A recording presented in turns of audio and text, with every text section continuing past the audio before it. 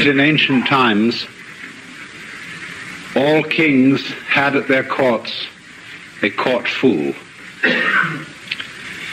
And sometimes it probably was true that the fool was a crazy person who had a peculiar capacity for making inappropriate remarks. And there's something about inappropriate remarks that can be very funny.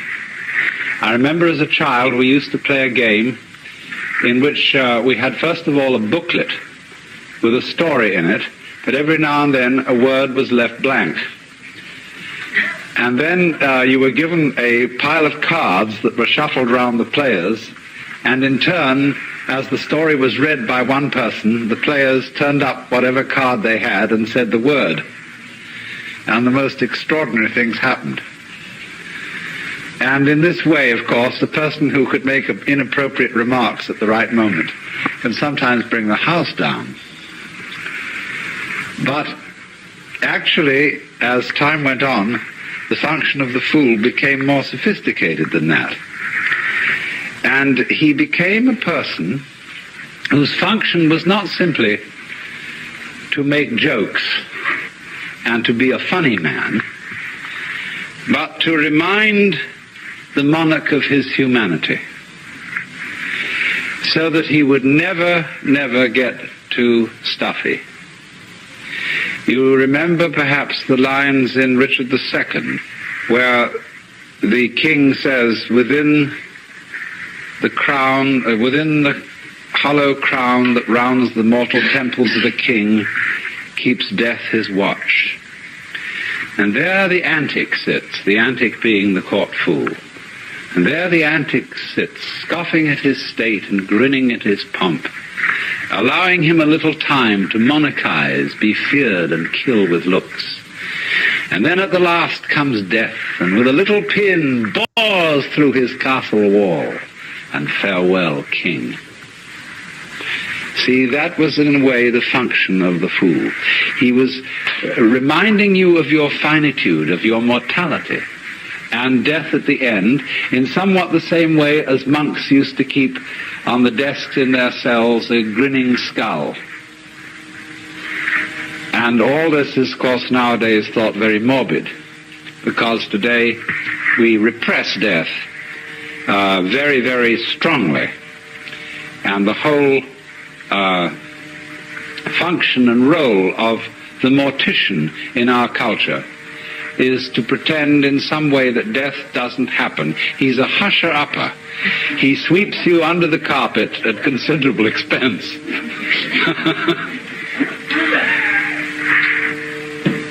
Now then, I try to think whether there isn't any institution in modern society that really corresponds to the court fool.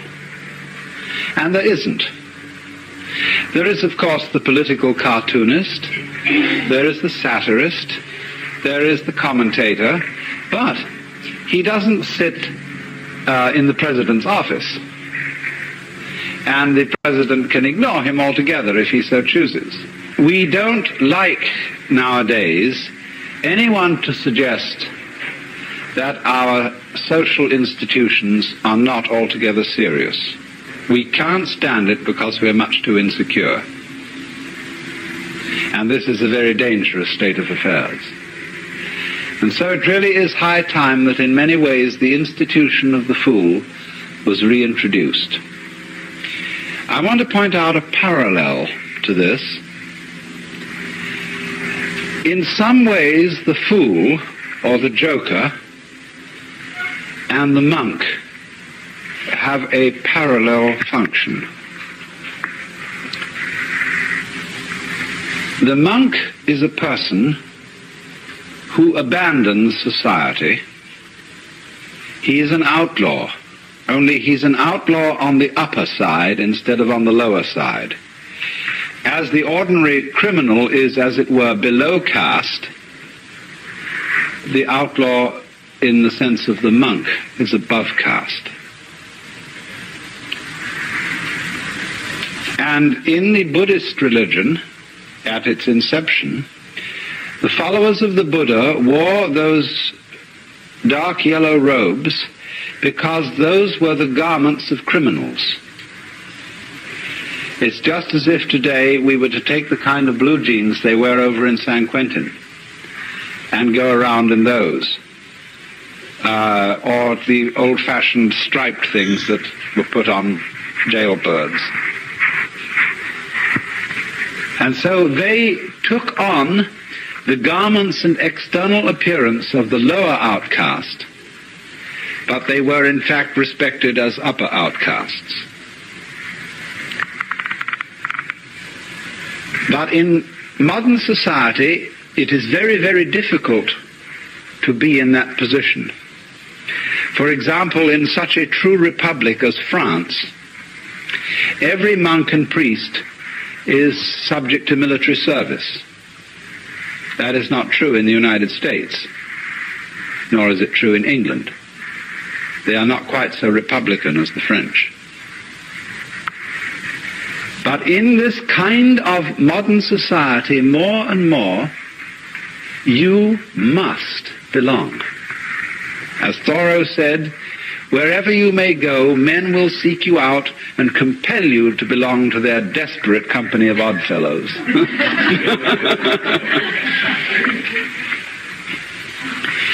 And the monks that exist today, Catholic monks and Anglican monks, are really a little bit of a freak in our society.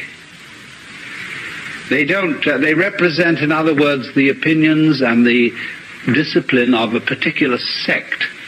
They are not really, they have no actual official and social recognition. Because, you see, our society cannot stand non-participation. It cannot stand really fundamental criticism. And so it's in a very, very weak state. I remember as a boy in London going often to Hyde Park Corner and listening to people orate against anything they wanted to orate against. They could criticize and vilify even the most sacred institutions, and the police would stand by and pay no attention, sort of lean against the lamppost and let it all go on.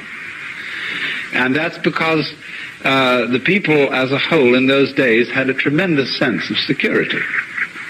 They knew they were right, and therefore there was no point stopping anybody from criticizing them. But when you're not sure you're right, you have to stifle criticism completely. And the worst kind of criticism is the person who pokes fun.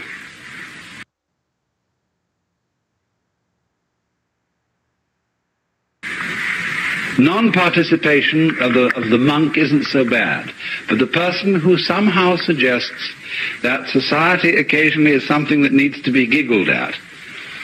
You see, this is the whole position. The joker doesn't outrightly deride things. He's not a slapstick comedian. He gives people the giggles about things that they thought were terribly sacred. And that is extremely demoralizing. So, in our day and age, you see, you must belong. And we need to relax on this and allow for non-participation under certain conditions, and these are the ancient conditions. That the person who does not participate in society cannot call upon society for certain things. He cannot call upon the protection of the police or of the army. He cannot call upon education for his children. He's not supposed to have any children. He may, I suppose, in this day and age, make what arrangements he chooses about his love life. But he mustn't be the head of a family, and he mustn't feel entitled to the protection and support of the community. If the community respects him and wants to support him just out of its own free will, then that's their affair. So that's the way of the monk. But the fool is in a different class from the monk. And to understand his role fully, we have to go into a number of preliminary things, the most important of which is to understand the nature of a social institution.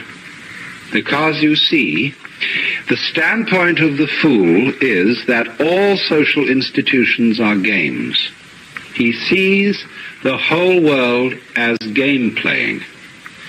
And that's why when people take their games seriously and put on stern and pious expressions, the fool gets the giggles, because he knows it's all a game. Now, when I say that he sees everything as a game, this does not mean mere game. Hamlet, although it's a play, is not mere entertainment. Or when you go to listen to a great orchestra, it is playing music indeed. But you are not seeing something purely frivolous. The idea of game basically is this, that the nature of the world is musical. That is to say, it is doing all these forms of trees and stars and people and all their complexities just to do them. It has no purpose beyond doing it. And in exactly the same way, in music, music has no destination. It isn't aimed at the future. It does travel in time, that is true. But it doesn't aim at a goal in time. The point of music is every phrase as it unfolds itself, and as you perceive the relationship of those phrases to earlier and later phrases. But music itself is dance. It's dancing with sound, and likewise in the art of dancing, you are not traveling. You are not aiming at a particular place. You are dancing to dance. And so what you might call the musical or game theory of the world is that everything that is happening is its own point. It's true that things do develop. For example, the seed develops into the tree. And you might say, from one point of view then, that the point of the seed is the tree. That's the purpose of the seed. But that doesn't really hold up, because then the tree goes and has seeds again. And so you might say then that the purpose of the tree is the seed. Which is which? The whole thing is one process, you see. They really aren't parts. The seed isn't one event and the tree another. It's all one long continuous event, going on and on, just for the sake of going on and on. Now, of course, you can read purpose in it in another way. That is to say that a tree is only possible in a certain kind of environment. There have to be trees, there has to be a certain kind of temperature, a certain kind of atmosphere, and there have to be insects, and there have to be bacteria in the soil, and there have to be weeds, there have to be birds. All kinds of things are necessary if trees are to live. So you could say this is symbiosis, that the tree lives to look after the birds and provide them with perches, that the birds live to eat the worms which might destroy the roots of the tree, and so everybody lives to support everybody else. Well, the word to, or in order to, is not quite correct. It's a little clumsy. What we should see rather than that is that the whole relationship of trees and birds and worms and bees and so on is a network. And every aspect of the network, you might say every part of it, depends for its existence on every other part. That means, you see, that the network as a whole is a single organism. Just as in your own physical body, and you call yourselves a single organism, there are billions of creatures of very different kinds, and they're all running around inside your bloodstream and doing their stuff. They're having battles, love affairs, all kinds of things, and this huge variety of stuff going on constitutes your life as an individual. And so in turn you are some kind of a little wiggle in some other sort of stream which constitutes a larger organism yet. And but really and truly, this tremendous network doesn't have any separate parts. It's not like a machine. A machine is a lot of separate parts that are put together. Whereas this is different. The parts of this machine, of this network, don't come into it from outside. I mean, when you drive your car up to the shop and you want a new carburetor or something, they pull the old one out and they take another one off the shelf and jam it in. So it comes off the shelf into the car. But in this network of life that we live in, things don't come in from outside. Everything that comes into it comes from inside, which is a giveaway that the whole thing is really one process, and it's all a game, because in the sense that it has no other object than doing what it's doing. That's the fun of it. But it plays, you see, parts. It varies itself.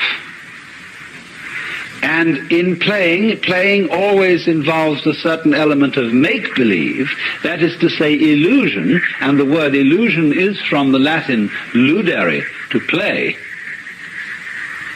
It involves the illusion of the parts being separate. And so then,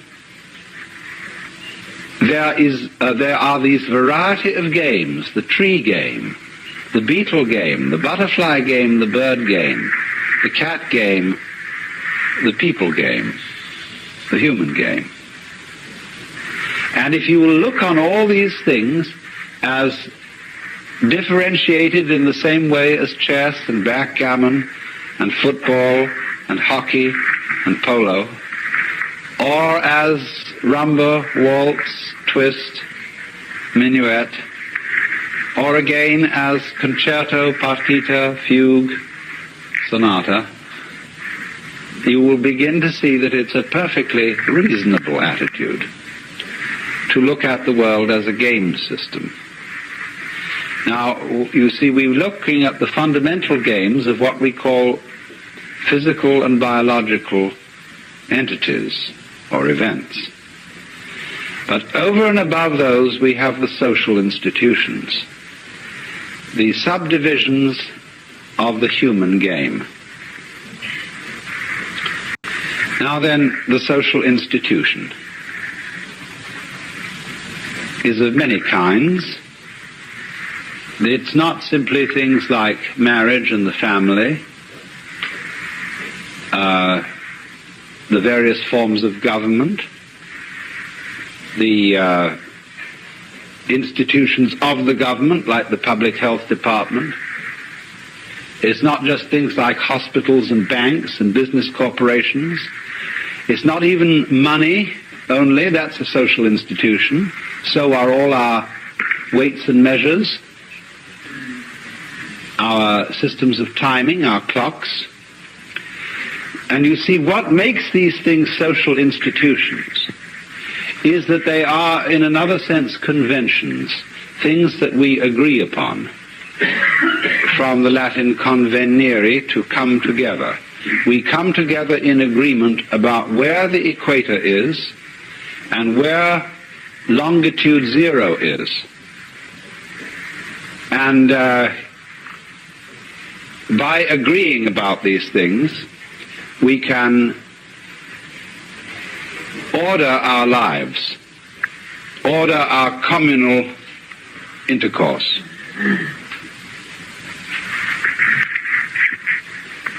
I have sometimes mentioned the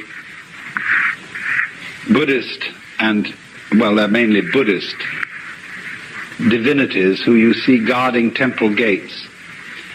And they're called the heavenly kings, and they're always very fierce, and they carry weapons.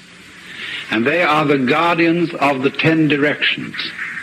In Buddhist philosophy, there are 10 directions, the 8 points of the compass, and up and down. And it's terribly important to keep the 10 directions clear, because if I am not clear about it, I could never meet you at the corner of 5th Avenue and 42nd Street. So I wouldn't meet you at all. I could never have a date without knowing the 10 directions. And so these Dharma kings are the cosmic traffic cops. And they're keeping everything straight so that everybody can know where they are. So these are the guardians of the social institutions. The agreements we have to make about money and language and law, and also about certain values. Some of these values vary startlingly, but they are still social institutions. Did you realize pain is a social institution? In some cultures, like ours, it's very unpleasant to go to the dentist. But there are cultures in which dentistry is no problem at all, but on the other hand, they have extreme pain when their fingernails are cut or their hair is cut. We are very largely talked into pain in extreme childhood. And it varies enormously as to what may be considered painful. And I think it's not only human beings who do this, but animals do. Experimentation with hypnosis shows that pain is an extremely relative thing. Maybe you have to have some pain, but where you have it is very, very variable. Also, we know, too, that social institutions govern what we notice. An American male pays relatively little attention to the back of a girl's neck. And it's perfectly okay for her to grow her hair down long and cover it. But to a Japanese, the back of a girl's neck is the most exciting sexual feature. And so when you see a well-dressed Japanese girl, her kimono hangs a little bit down the back like this, exposing her neck. They pay no attention, though, to breasts, which seem to so fascinate the American male. It just doesn't seem to appear. And the way that a traditional Japanese woman clothes herself is exposing the neck, but looking very flat in front, and not at all showing the hips. She's willowy. She doesn't look very willowy underneath, as a rule, but she does when dressed in a kimono. Now, so you see, it isn't just that nature has built in to the human organism certain attractive features about other people. It's the social institution of what is to be attractive. And of course this comes out very, very strongly in the vagaries of fashion and how to do one's hair, paint one's face, etc., etc. But now, social institutions go a great deal deeper than anything we've mentioned. And the most important kind of social institution is that which has to do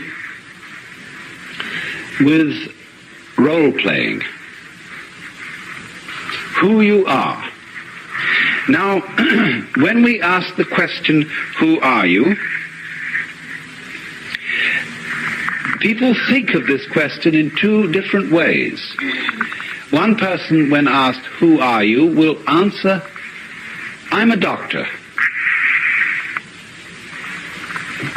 another person will fall silent because he realizes how profound the question is.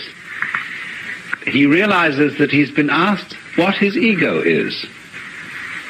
But a lot of people don't realize that when they are asked, who are you?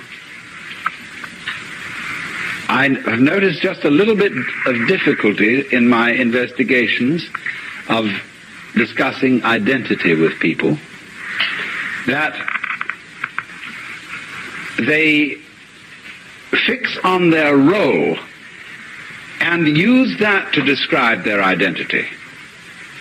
Their name, their family, their place in society, what they do, what their hobbies are, and so on.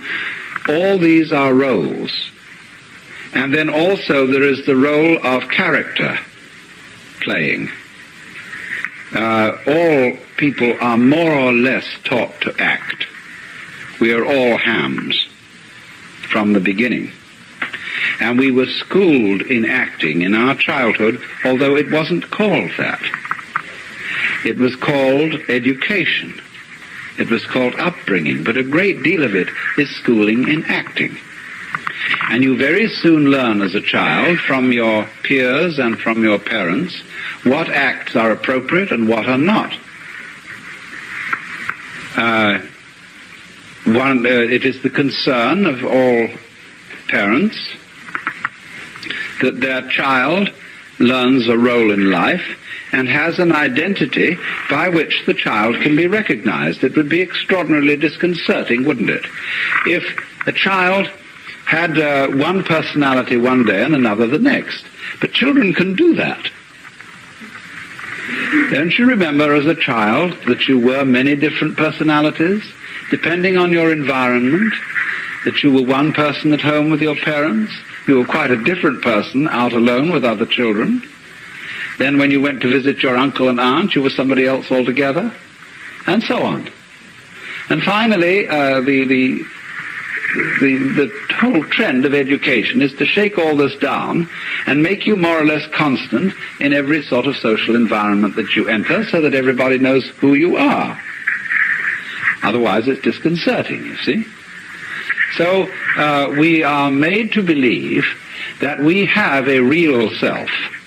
That is to say, somebody who we really are and whom we have to find.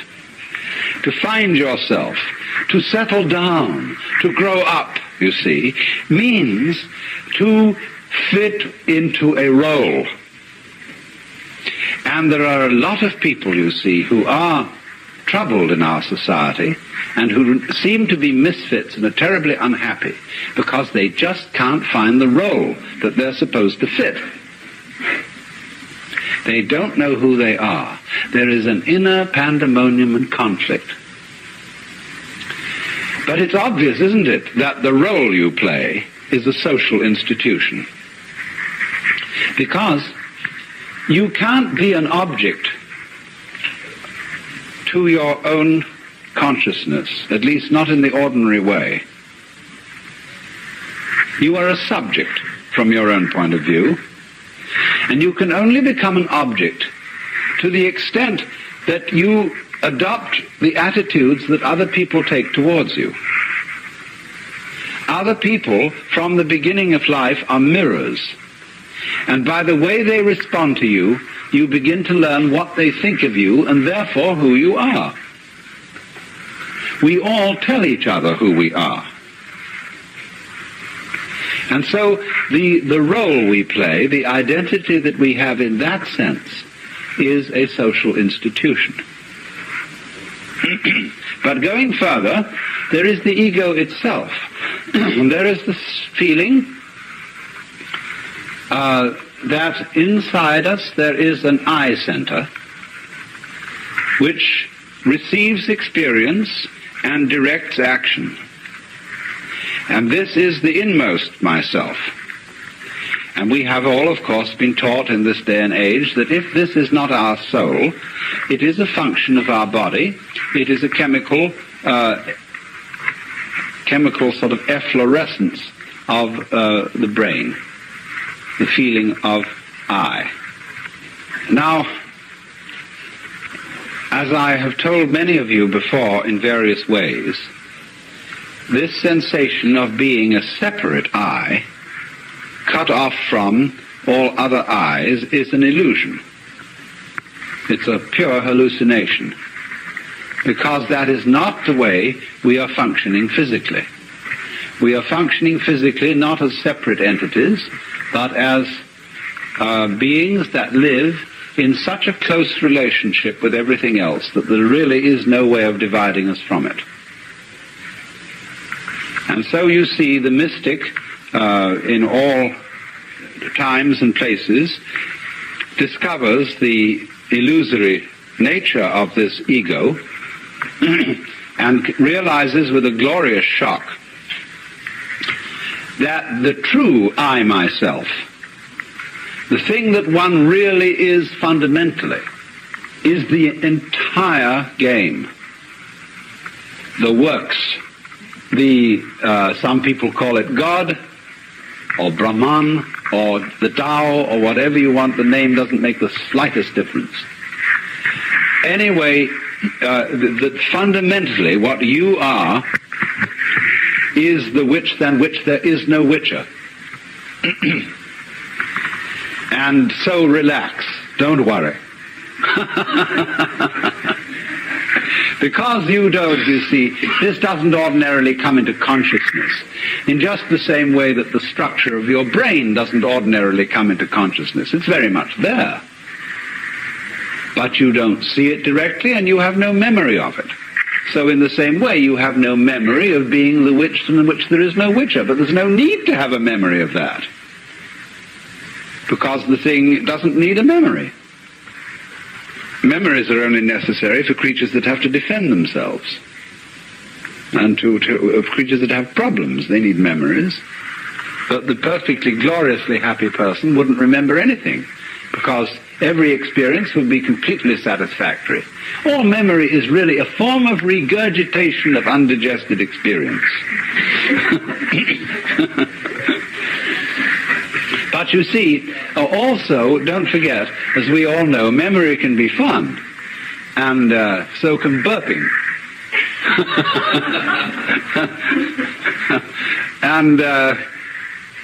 But memory isn't necessary for the whole thing, except in certain brief forms of memory, where the continuance of anything at all, you see, of any particular form, is a sort of memory, in the sense that it's a repeated gyration of certain physical vibrations. But it's possible, you see, to wake up and realize that your ego is a game, and that what we call the necessity for survival is also a game. But society is playing a very, very weird game, the first rule of which is this game is not a game. This game is serious. And so the great social institutions that we inherit from the past, like the church, are places to be serious. I don't think there ever was a jester in church. Of course, the church formed itself around a particular jester, and who couldn't be stood and so had to be crucified. It was just too much.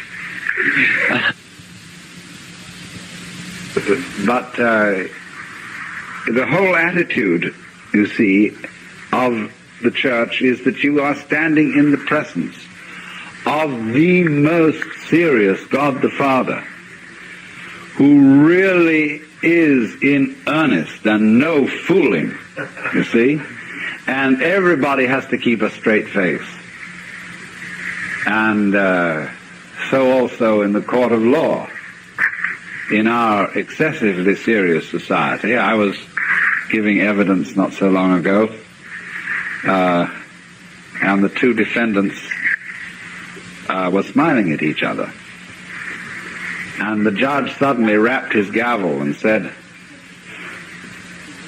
"You young men ought to realize that you're on trial for a very serious crime, and it's no joking matter. And I want to see proper behavior and conduct in this court." And the attorney stood up and said, "Your Honor, this is the first time they've ever been on trial, and they're not used to these things." And he said, "Well, it's about time they learned."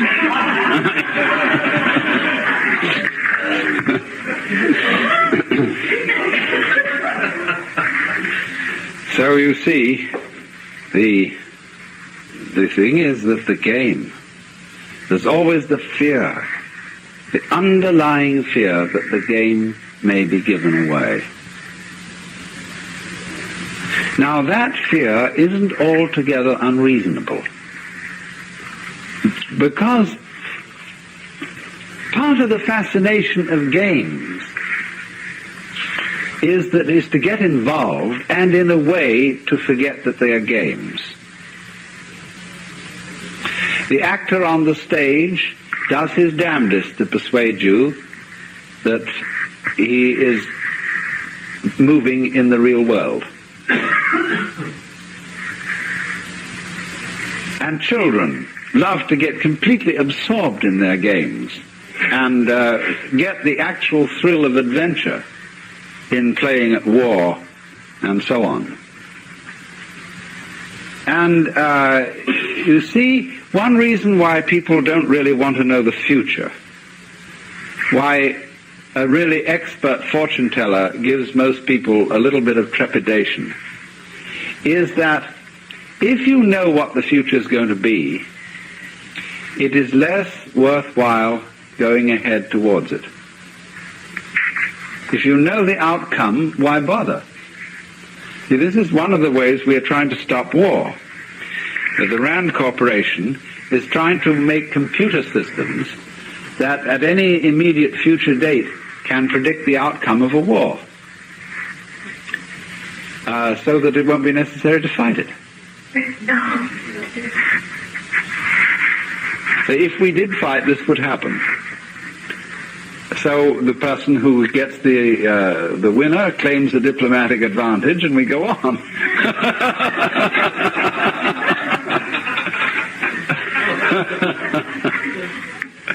So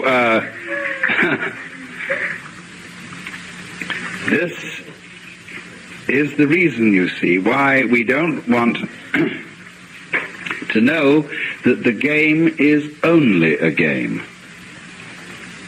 Now, if we can make believe that the game is real, whatever that means, we are not really very clear about that. That somehow we know what it means in our bones if we don't know very well in our heads what is for real. And we're always testing things out, what is for real. But when the whole world game becomes too real, and people become too earnest, it's highly necessary to play a new game, which is the game of game against non-game. As how far can you get away with giving the show away about the game? Nobody really wants to go the whole hog until you're ready for final nirvana. You know, then you give the show away so far as you're concerned. And that's it.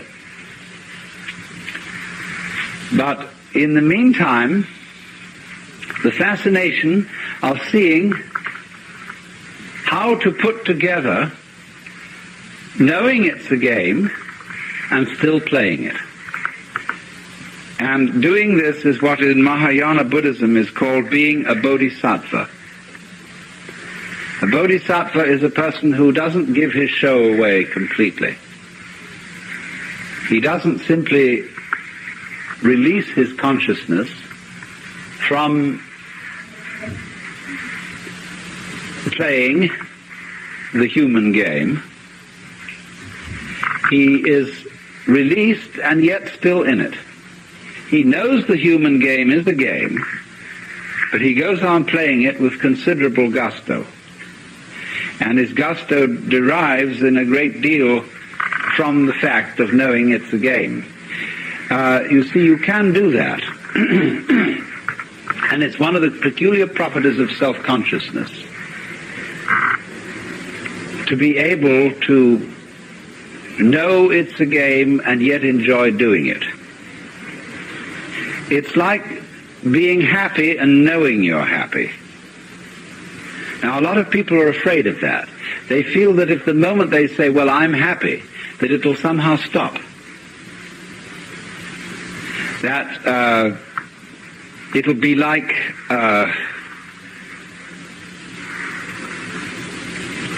being too conscious of digesting your food. There is a point there where enjoying dinner, it very slowly merges into disgust.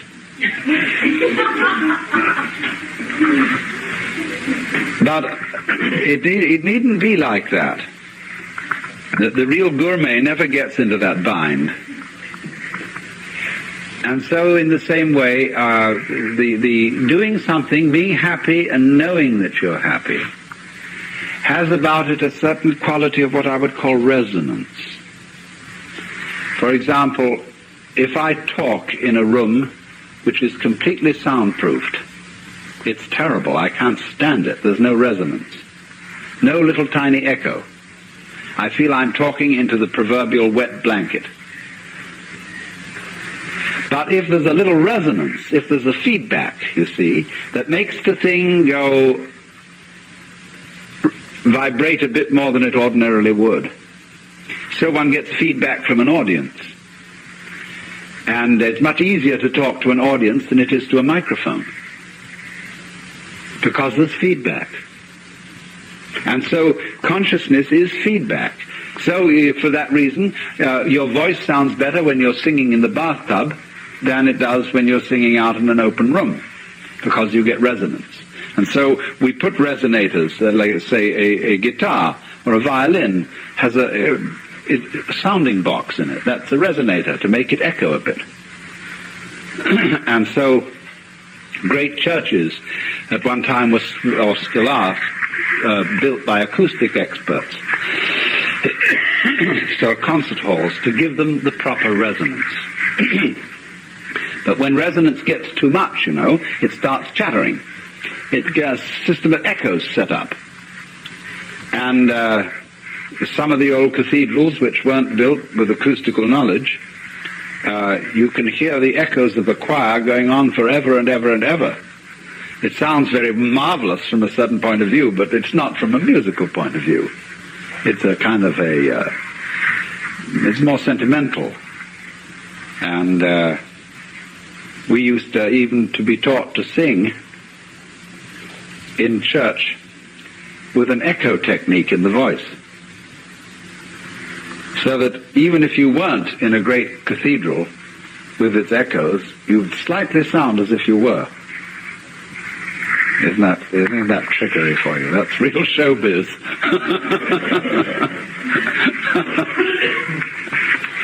So,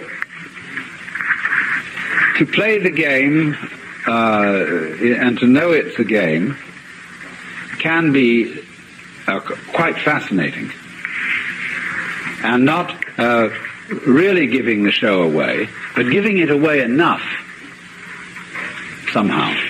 And that, you see, is the Joker's function.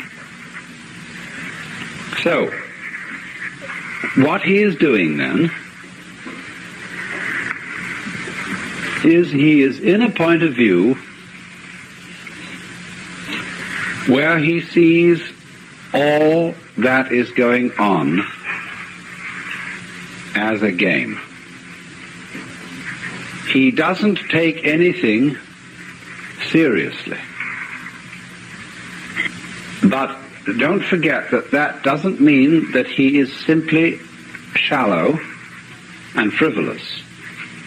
Because, for example, if somebody were to say to me, I love you, and I turned to them and said, are you serious? She might say, no, I'm sincere. because love isn't necessarily serious. We use the word serious very frequently, where we should be using the word sincere. And the lack of proper delineation between these two words causes a great deal of confusion. It's like the confusion about the word must. You must do this, whether it's a commandment or whether it's a condition, a state of affairs that simply is so. And so in the same way, we need a clarification of must, and we need a clarification of serious. And it can be divided down into serious on the one hand, or sincere on the other. What is sincerity?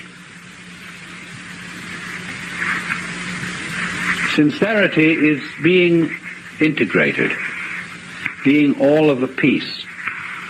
Now you see, we often think that the person who doesn't take life seriously isn't all of a piece. That is to say, his heart's not really in it. He is out here living, you see, and going along and talking to people. But the feeling is of an insincere person, there's something in the back of his mind that isn't participating. That's what worries people about actors. Are they acting in real life? Are they still playing the part? Is this person I'm introduced to as Charlie Chaplin the same man as, or different from the funny little man with the derby hat? And so actors occasionally bother and bug people, and people may be apt to say, well, they're always on the stage. They are never really genuine. And we have a feeling, you know, when we know when somebody is being genuine, see? But mark it, when you know somebody is being genuine, they are not necessarily being serious. They're not necessarily being grave or solemn. What I want to give the idea of is sincere laughter.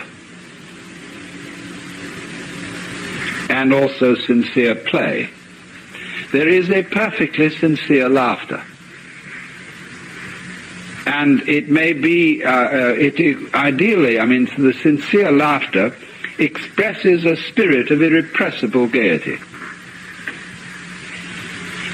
And it is not, in other words, a defense mechanism. Laughter is often a defense mechanism. We laugh, what we call a nervous laugh, or laughing someone to scorn can very often be a forced laugh that isn't really funny at all. But the real laugh is, of course, the resolution of anxiety. The anxiety is serious. And anxiety is a state of palpitation, of the trembles. Anxiety comes upon us when we cannot decide which way to go, or which way things are going to go. And so we tremble between alternatives. Now, because, of course, we tremble between alternatives because we are under the illusion that it matters very much which of these two things happens. Now, once one has seen the nature of the game, you realize that it matters superficially which of these two things happens, but it doesn't fundamentally matter because all negative things pair with positives. There is no positive without negative, and there is no negative without positive. I heard a very amusing story which kind of goes with these rugs. The question is a zebra a yellow horse with black stripes or a black horse with yellow stripes? The answer is it is an invisible horse which has been striped yellow and black so that people won't bump into it.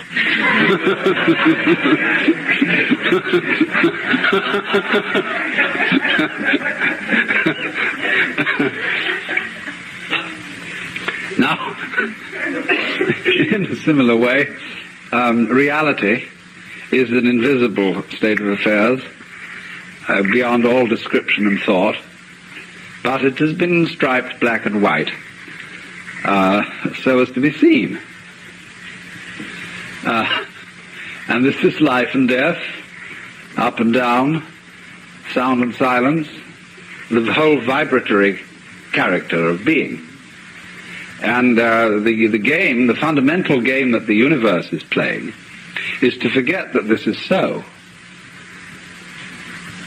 You see, what you might say in theological language, the invisibility of God is his self-forgetfulness.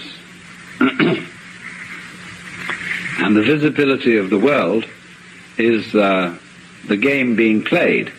Now, the nature of the game, I think I've told some of you this before, but I see some I haven't. The nature of the game is, let us pretend that the positive and the negative are not really identical.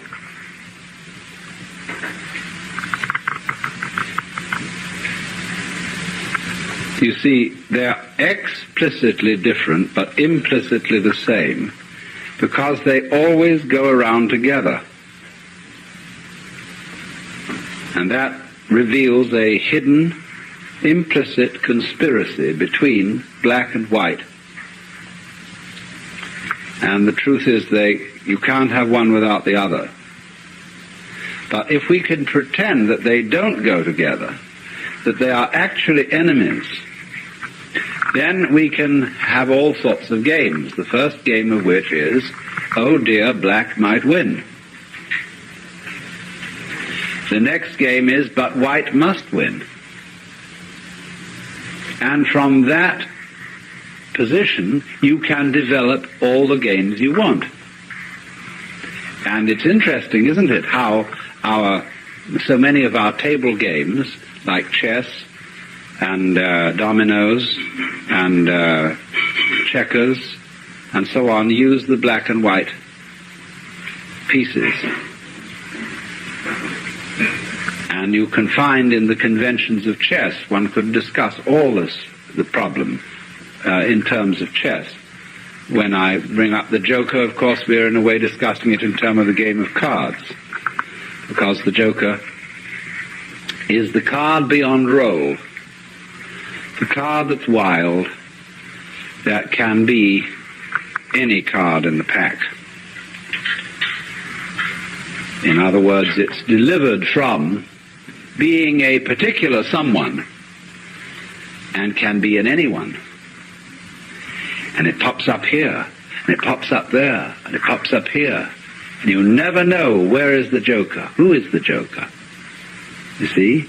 The thing that we have to understand, really, is that all the roles are the joker playing them.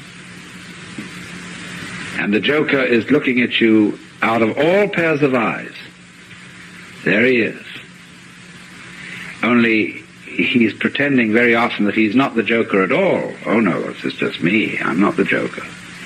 Where is the joker? Now, to revise a little bit about this morning's talk so that we're all up to date, I have been discussing the role of a certain person called the joker. The joker being the one who has insight into the fact that all our social institutions are games. The social game is played with an initial rule. The first rule being, this game is serious, or this game is not a game. And therefore there is a tendency within society to resist very strongly any notion that what it is doing is not altogether serious. And at a still deeper level, beneath the level of social institutions, there is also the recognition on the part of the joker that the basic forms of nature are also games. The human game, the rabbit game, the mouse game, the bee game, the tree game, the stone game. Because all these are forms of a musical nature, that is to say, they are forms played for themselves. They are played in the most intimate interconnection and interrelationship with each other. But they don't have any purpose beyond what is happening, in the same way as music and dancing. But when people take games seriously, and part of the fun of a game, you must remember, is to take it seriously, they acquire an attitude which strikes the joker as being half funny and sometimes a little pitiful. A good joker is inclined, really, not to laugh at people, because if a person is terribly seriously involved, in the sense of the kind of person we call colloquially a square, the joker feels sorry for them because they live a deprived life. But the point is that he is the one who is a wild man, which is to say, he has no fixed role. He can play, as the joker can in the deck of cards, any role. And in a way, in that sense, all of us are roles of the joker. Because the real joker, of whom any human joker is a manifestation, the real joker is Brahman, is the ultimate player of the game, the divine ground of the universe. So then,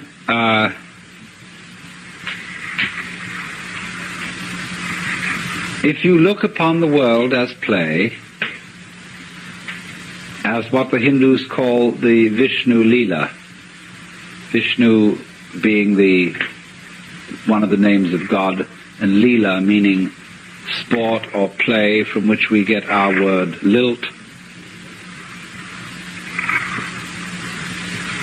then Vishnu or Brahman is the big joker, and anyone who realizes this is the little joker.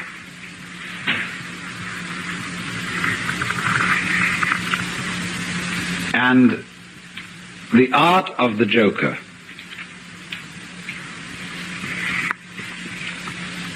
is very paradoxical, because it is to give the show away that it is a game and yet keep the show going on. There is something about a joker of a now you see it, now you don't character. So that even when somehow you find in studying all these Hindu and Buddhist texts that when they're discussing one's awakening to the very final secret, somehow there is the feeling of, well, what did we get? Because you step into a new dimension. You see, from the standpoint of this sort of awakening, that really and truly you were awakened all the time. Imagine going through a gate in a wall. Here is this great barrier. You walk through it, you turn around, and the wall and the gate have both disappeared.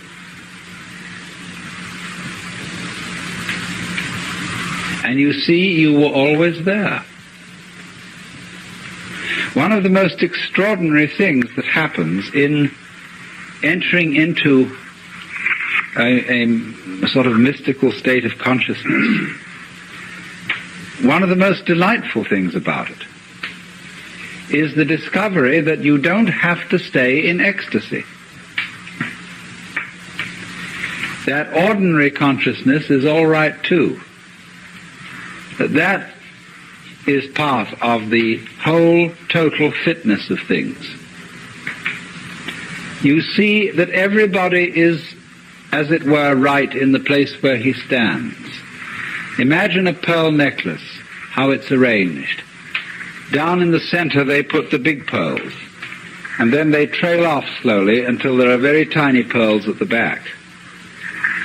And so it doesn't matter whether you're a big pearl or a little pearl. You all constitute the harmony of the whole. So they say in Zen Buddhism, a long thing is the long body of Buddha, a short thing is the short body of Buddha. Or in the spring scenery, there is nothing superior, nothing inferior. Flowering branches grow naturally, some short, some long. So from that standpoint, you see, everybody is seen to be a perfect manifestation of the Godhead, or of the void, or whatever you want to call it. Everybody. And even though the very fact that they don't know it, and that they're unhappy, that they quarrel, etc., etc., etc., is still a manifestation of this. The whole thing is seen like this. Just as I was discussing the balances of a garden in which the birds eating the worms and the snails eating the lettuce, all these processes of conflict build up the ongoing miracle of the garden itself. So in the same way, things that you see in yourself as neuroses, as forms of ill health, as things that you shouldn't be, they are your slugs and worms. And there is nothing at all in your whole being that's unnatural.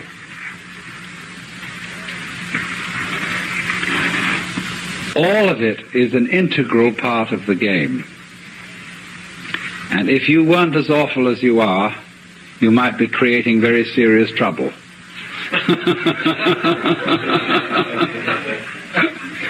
Now, I don't want to say that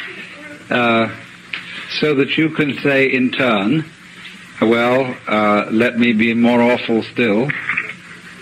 You know, St. Paul got all tangled up in this.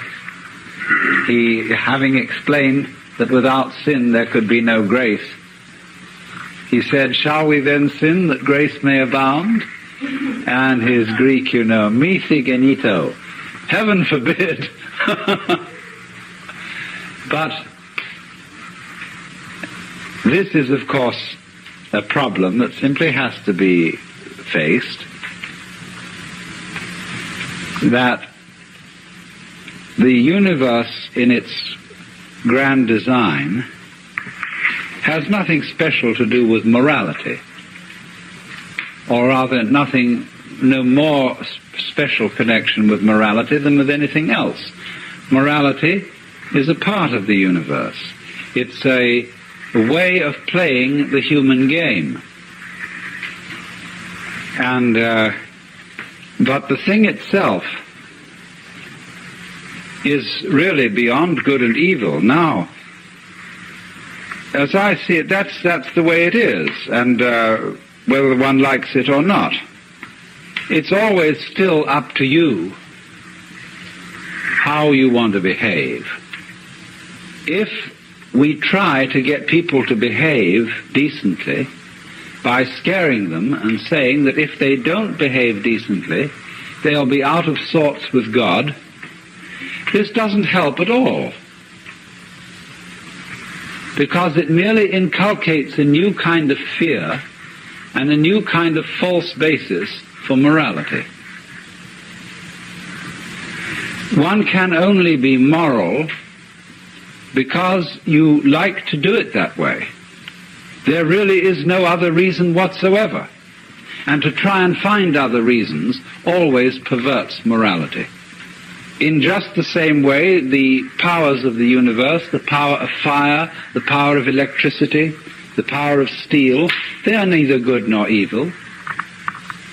You can use either one for the blessing of people or for their destruction.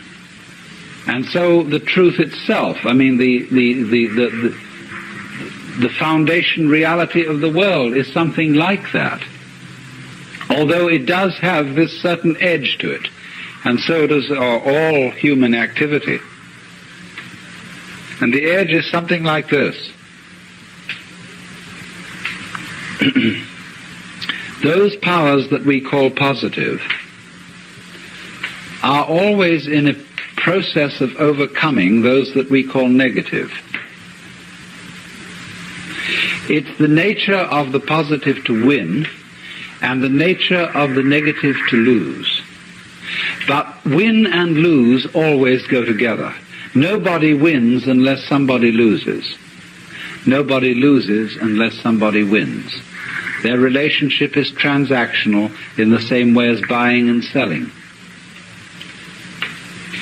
But if it were the other way round, you see, if the negative were always in the situation of overcoming the positive, you would get a universe that would not be a continuing game. It would be 100% tragedy. You see, the positive and the negative together constitute existence. We have to use existence as a neutral word that doesn't have as an opposite non-existence. Existence already includes non-existence. You could say being and non-being constitute existence. Just as we know physically, sound is constituted by sound silence in very rapid alternation. So being, non-being constitute existence, and existence is something of which you may say the game is worth the candle. If it weren't, it wouldn't be. It's like that. Some people try to say there is good and bad with small g and small b, and they together constitute good capital G. Or one might say that humanity is, and the good of humanity, is a curious combination of beneficence and rascality, of reason and passion. And if human beings didn't have those two sides, they would be less than human. Man is in a certain sense redeemed by his passions, redeemed by being something of a rascal. Because if he weren't, he would be like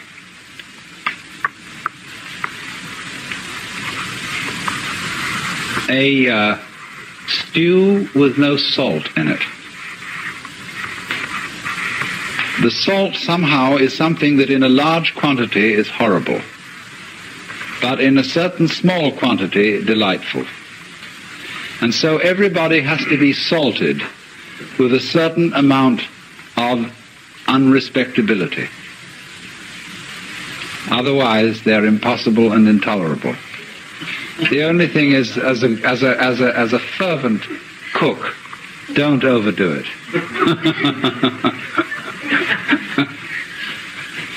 It is in that respect, you know, that it's said of great gurus in India. They have a very funny thing they say. People, Westerners, go over and they meet this man who's supposed to be extremely holy. And they're all agog, you know.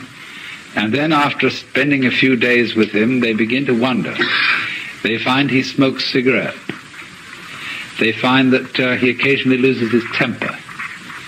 And they begin to think, well, is this man so holy after all? I mean, he surely should not be dependent on these little habits and luxuries and so on.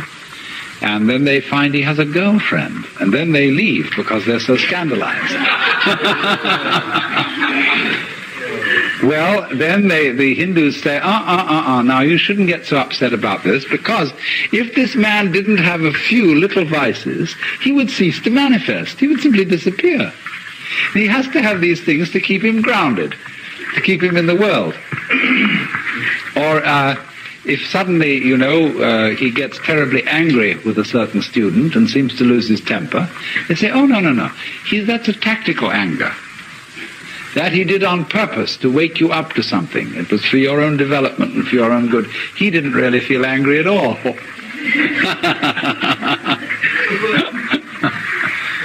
Oh dear. But do you see the point? There is something in the fact that if he didn't have these little attachments, he wouldn't be manifesting. He'd simply disappear. There's something in that, only don't take it too piously. I think you get the point.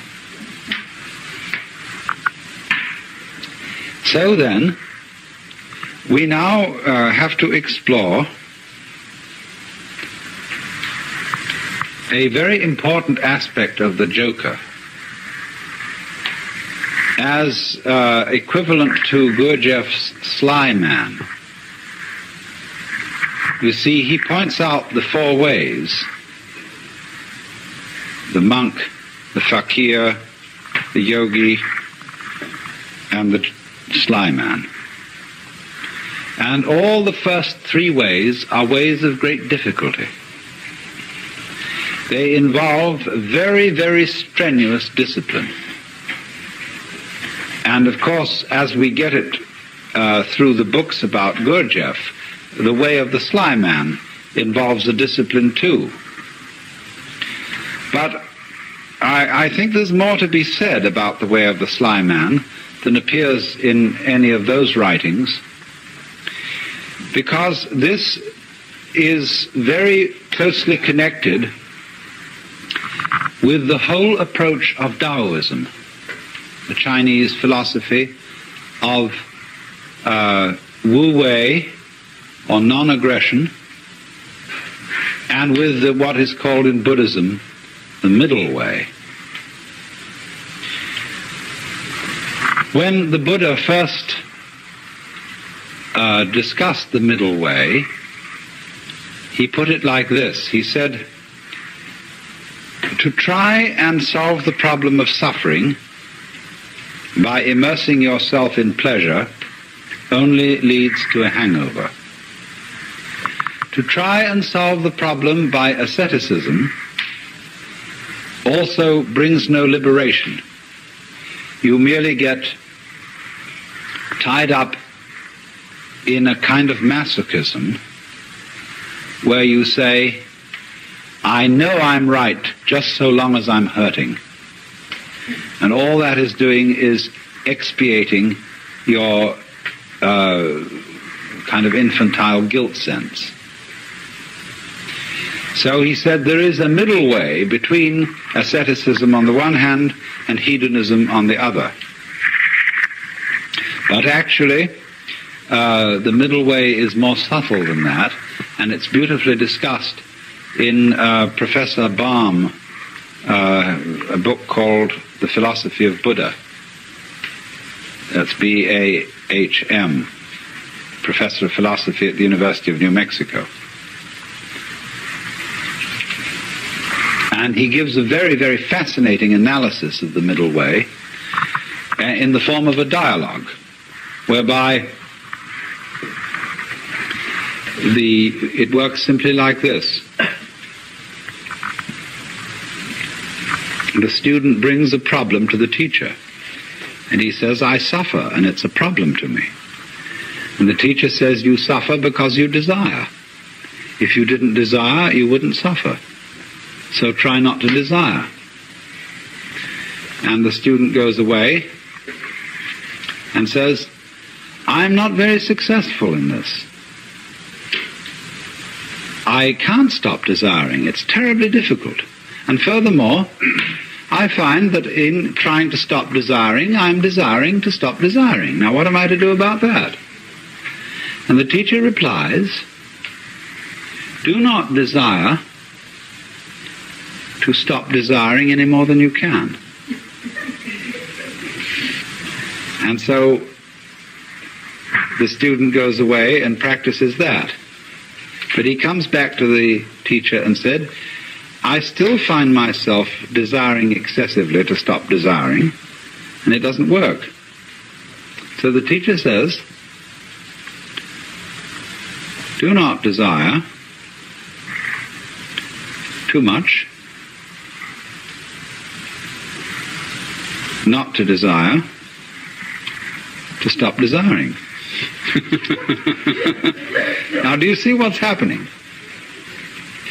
Step by step, almost like Achilles approaching the tortoise, the student is being brought together with himself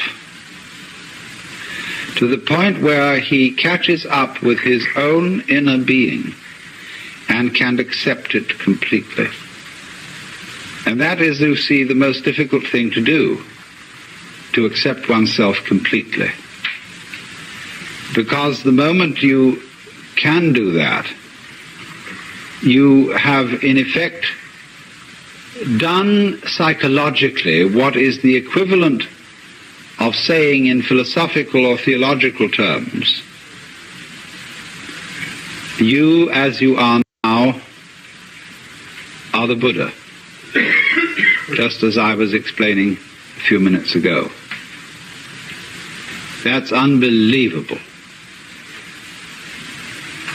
Because we are always trying to get away from ourselves as we are now in one fashion or another. And it's only we will only stop doing that through a series of experiments in which we try resolutely to get away from ourselves as we are. So that is the middle way. But ordinarily in these other ways, the way of the yogi, the fakir, and the monk, the individual makes a big thing out of the work of liberation, and especially likes the kind of teacher who will put him through the most severe paces.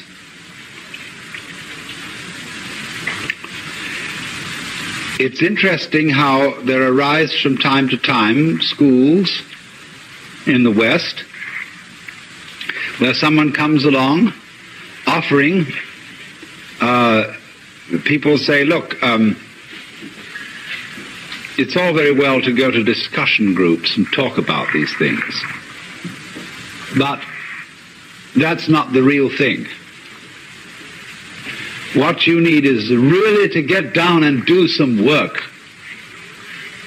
And often these teachers are very rude and very stern, but people love it. And such a person will always attract a great following. Because people get the feeling, now we're at serious business here. This is really something, you see. And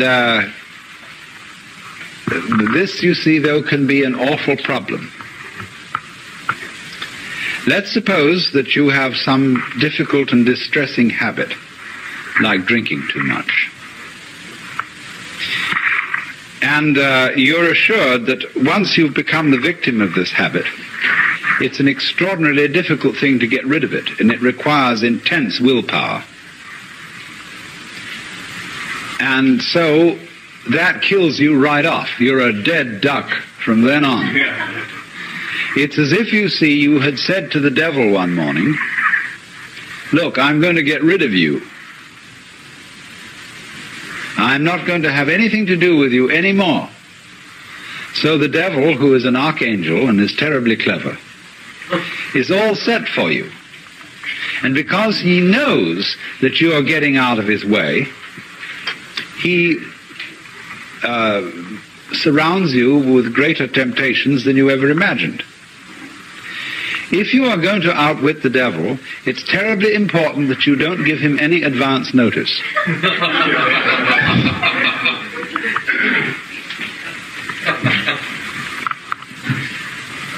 And this is where the work of the sly man comes in. Put it in other terms, in Hindu or Buddhist terms, in the popular terms of popular Hinduism and Buddhism, liberation is getting out of the toils of karma. It's like this. During your many past lives, you've done all kinds of deeds, good and bad, and you are reaping the consequences of these deeds today. And also today you're setting up future consequences. Now, before you can be liberated, you've got to pay off your karmic debts. And so the moment you set your foot on the path of liberation, you are apt to find that all your karmic creditors will come to your door. And that's why it's often said that people who start out on a serious work of yoga suddenly get sick and lose their money and their best friends drop dead and all kinds of ghastly things happen. That's because, you see, they served notice that they were going to do this. And so all the creditors came around.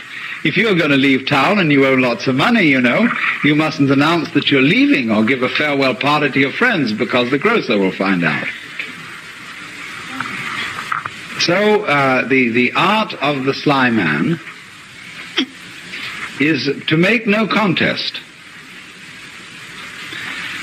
but simply to leave without one word. In other words, that's the meaning of Wu Wei in the technical vocabulary of Taoism. Wu Wei, not to interfere, not to force things. That's the best translation of Wu Wei, not to force things. But so he just drops it like that. But you're in this respect, you see, you're your own worst enemy. Because even if you serve notice privately on yourself that suddenly you're going to drop it all, already the devil knows. Because who do you think the devil is?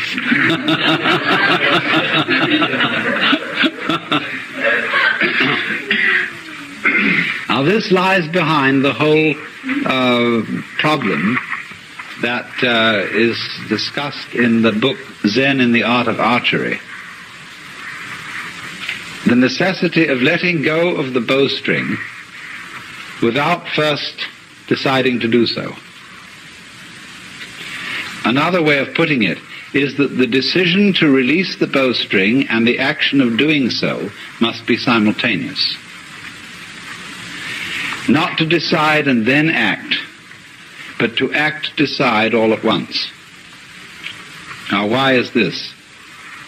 If you are going to be an expert archer, you must shoot before you think, otherwise it'll be too late. You don't aim and then shoot. It's all one action. And this is true likewise of any sort of shooting, pistol shooting as well. That if you aim, if you decide and then fire, you're apt to do things like pulling the trigger instead of squeezing. All kinds of wrong things are done. And you're always a moment too late. if you decide first. You have to act and decide simultaneously. So what does that do, you see? That puts up a very curious problem, which in its own turn becomes a bind. To try and act quickly enough so that you overtake the preliminary decision. To try not to decide first. And that is an impossible problem.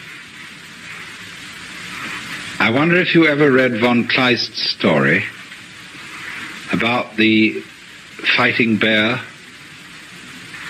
This is included in Nancy Wilson Ross's book, The World of Zen, as a kind of Western Zen. It's a story about a man who has a fight with a circus bear. And the bear reads his mind and always forestalls any attack that he makes on it. There's absolutely nothing he can do to get past the bear. And so, in the same way, you might imagine a guru who is a mind reader, and he always knows if you decide before you act, and if you do, you see, the devil will catch you.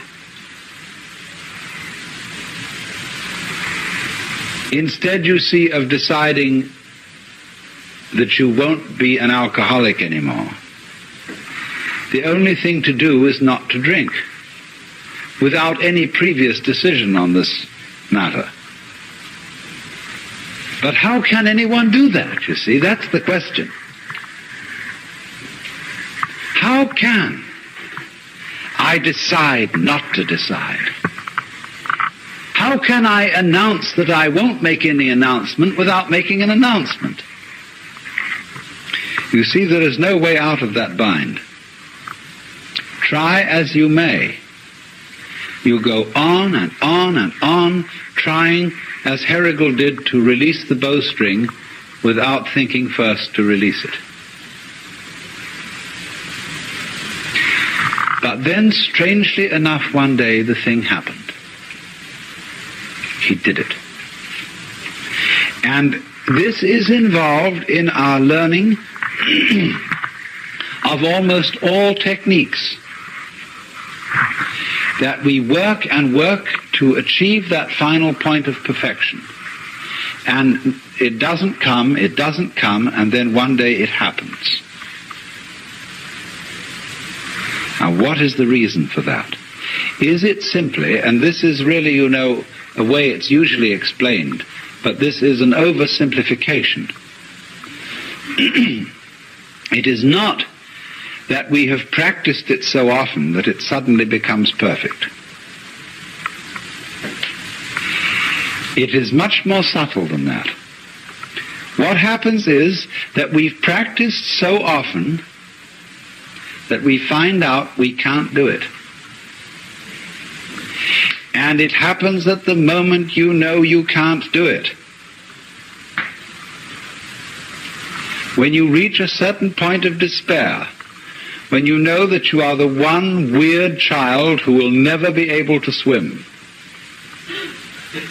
at that moment you're swimming. Because the desperation and the total inability to do it at all has brought you to a point which we might call don't care. You stop trying. You stop not trying to get it that way. You just have arrived at the insight that your decision, your will, doesn't have any part in the thing at all. And that's what you needed to know. You've overcome, you see, the illusion of having a separate ego.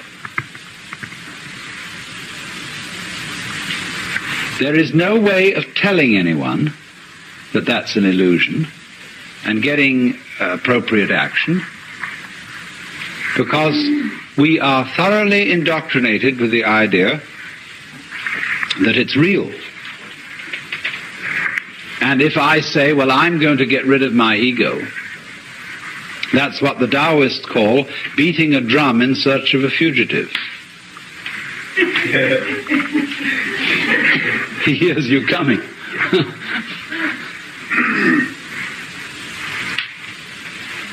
So the ego,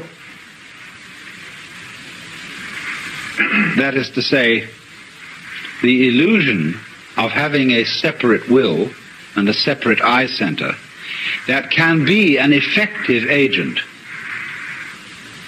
that cannot be overcome by a decision which seems to be centered in the ego. You might as well put out fire with fire. It can come only when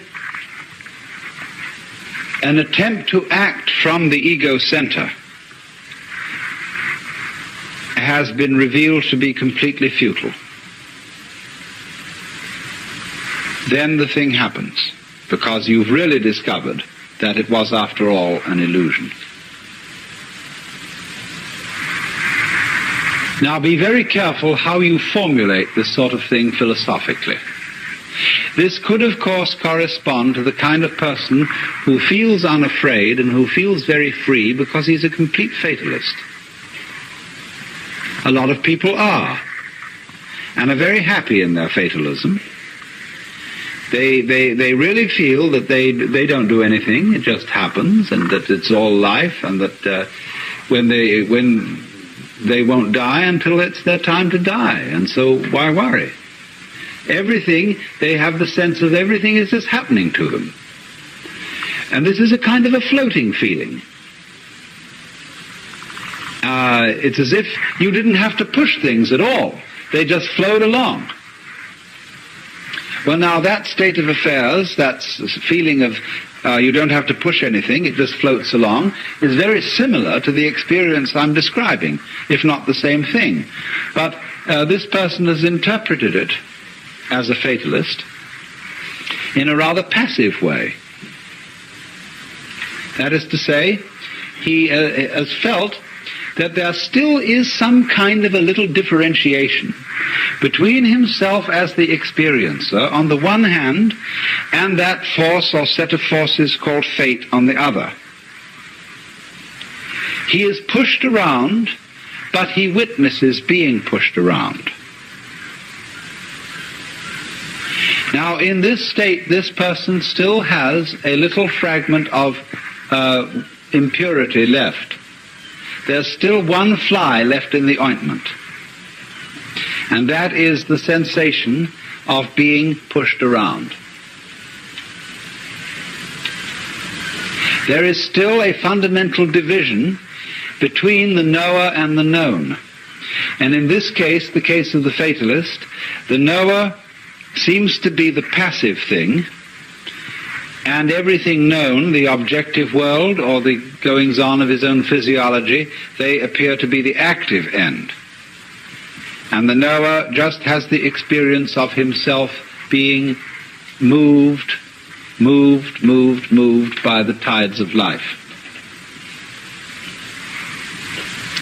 The important thing to find out is this, that the sensation of being the knower and the experiencer of all this is not, as it were, aside from everything else that's going on, but it's part of it. Just as you, although you experience your own existence subjectively, you are nevertheless part of the external world. You are in my external world just as I am in your external world. So in this way, the final barrier between the knower and the known is broken down. There is nobody, as it were, being carried along by fate. There is just the process. And all that you are is part of the process. Then there is a curious flip. The individual who has always felt himself to be the tiny little thing on the end of the big determining process suddenly goes bloop. Have you watched sometimes a tiny little piece of mercury coming nearer and nearer to a large piece of mercury? The sudden moment when they touch each other and bloop, the little thing vanishes into the big one, almost more dramatically than a drop into the ocean. In this case that I'm talking about, it isn't that the individual organism vanishes. The individual human being doesn't vanish. But he experiences no longer a passive relationship to the world. He simply sees that all that he is and all that he ever was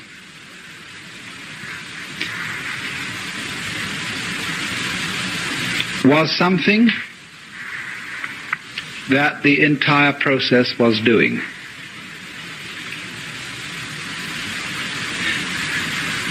At the time, in other words, when he felt himself to be separate, he sees that that is in a certain way just what he should have felt, because that was what the process was doing in him, in exactly the same way that it was giving him brown or blue eyes or blonde or brunette hair. And that's going through the door and turning round and seeing there wasn't a door. Of finding that you aren't fated, that you're not trapped because there's nobody in the trap, and it takes something trapped to make a trap.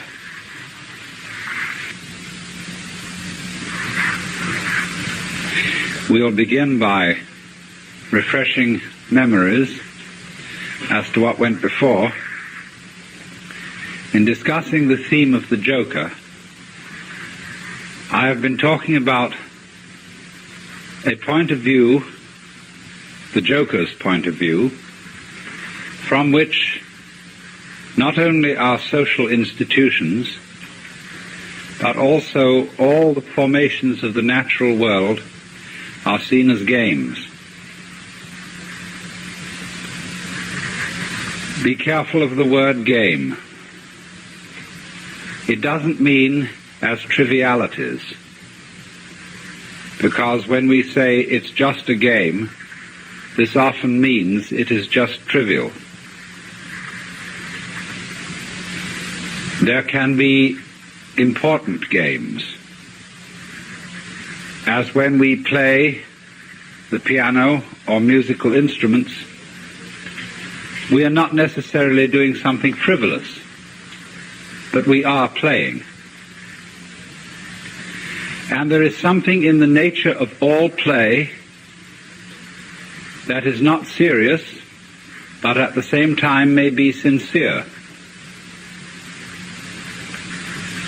And I tried to give you the picture of the multiplicity of natural forms on the one hand, and of human social institutions, and all the things that we do and consider important and busy ourselves with as human beings.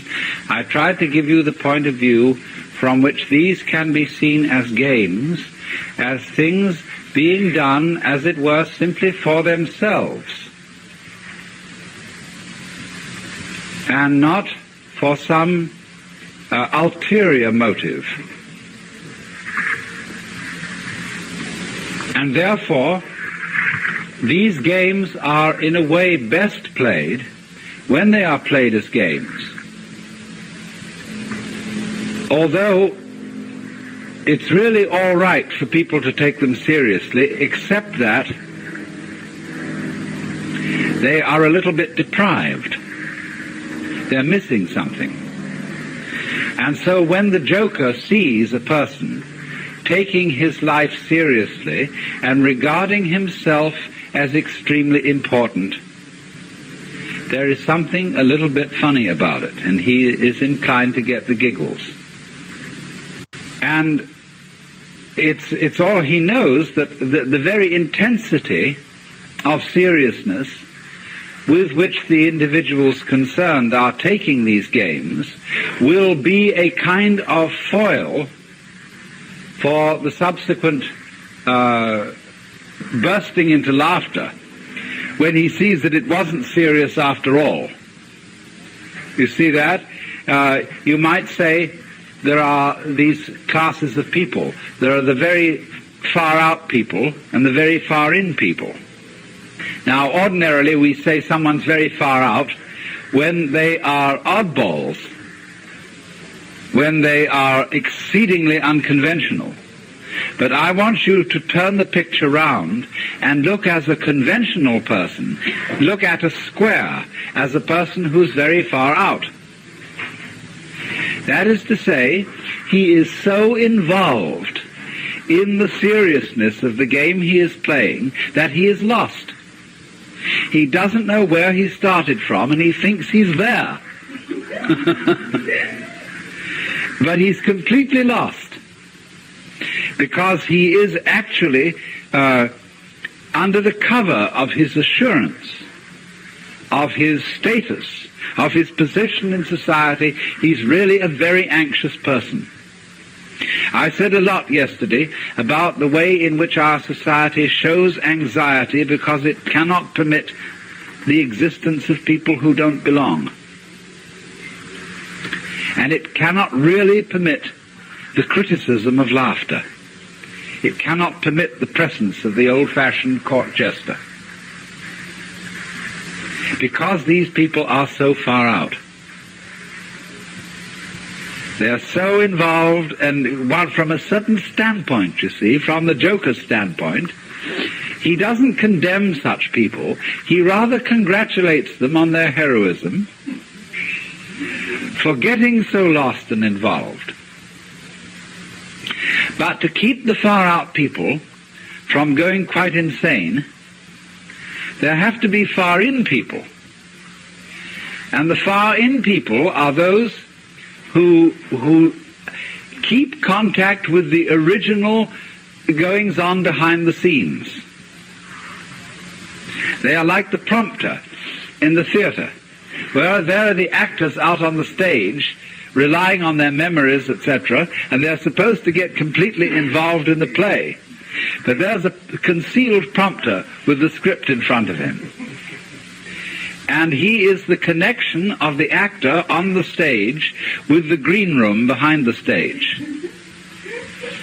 And you see in this dramatic analogy of the universe, the green room is the central point, the still point of the turning world. The green room is how God is when he's back home, not involved in all these games, and takes off the mask. See, on the Hindu theory that everybody is a mask of God. Like a wonderful line in one of Chesterton's poems. And now a great thing in the street seems any human nod, where move in strange democracy the million masks of God. The million masks of the joker, because the joker is the player, the trick player, who plays ultimately the great trick on himself. So really, there can be no resentment about this. Nobody to blame, nobody to turn around to in the end and say, you bastard, you did this to me. Because it's always you who are ultimately responsible. So, this prompter, you see, keeps the actor on the stage in touch with the green room. And so there are certain people in the world who might be a kind of a priesthood sometimes, although priesthoods are apt to become corrupt and square, but a kind of people in the know. There always has to be somebody around in the know, so that, as it were, the wheel of society and of existence, the wheel of the squirrel cage, the wheel of the rat race, can have an axle firmly planted. And at the center then there have to be the far in people. So this is the domain of jokers.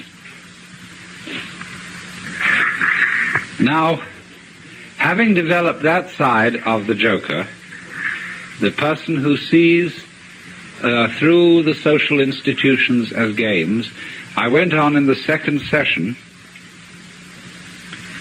to discuss another aspect of the joker as the sly man, in comparison with the monk, the fakir, and the yogi, who undertake, all those three, undertake in certain different ways disciplines which have the intent of releasing them from their karma.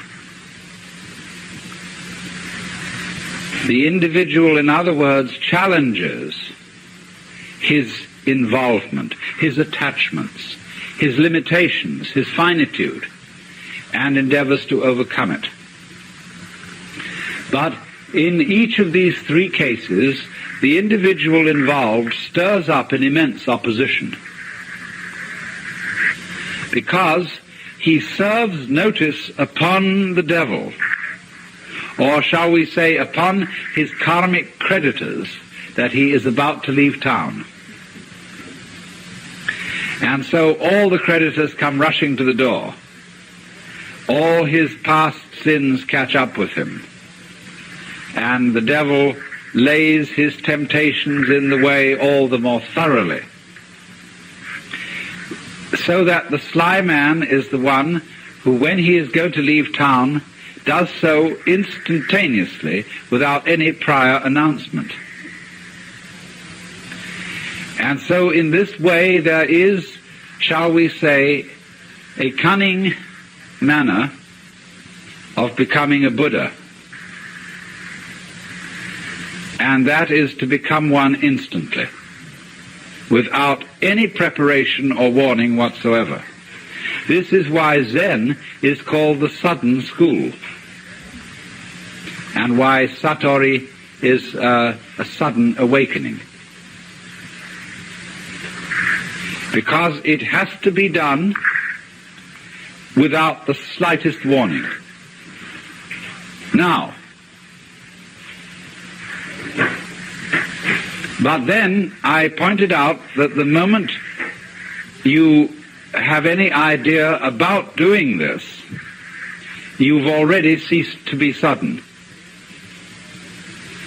That is to say, the moment you seek for some spiritual attainment, which is becoming a Buddha, becoming awakened, becoming released, getting in there, you've already served notice upon your creditors.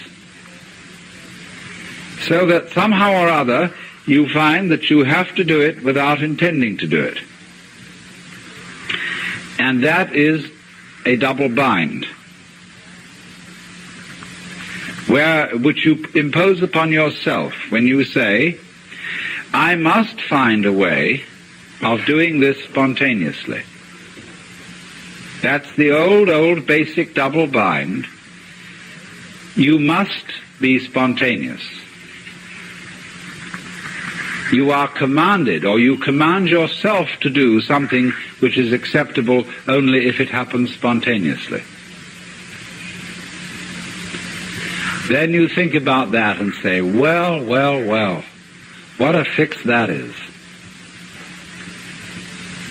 Here am I saying, I must be surprised, and I'm going to lay plans to surprise myself. So by going through this, you discover naturally that can't be done. You can't surprise yourself on purpose. Yet that's what you have to do. So what about it? You come to a state of total paralysis. You're stuck. The one thing that is terribly important to be done can't be done. It has to happen. It really does if you're earnest about this. You want to get out of the trap. But you can't do anything about it, either actively or passively. But then as you begin to see what you are doing all the time, you notice a very odd fact, which is that you can't help being spontaneous. If I say to you, good morning, and you say good morning, what is that? Did you plan this answer? Did you make preparations to grow your hair? Do you make decisions about having blue eyes? You see, about breathing? Is this all planned? About beating your heart? And what about your thinking? Even if it's very blocked thinking, even if you feel from a certain point of view that you're all mixed up, what is going on anyway? You see, you can't stop it.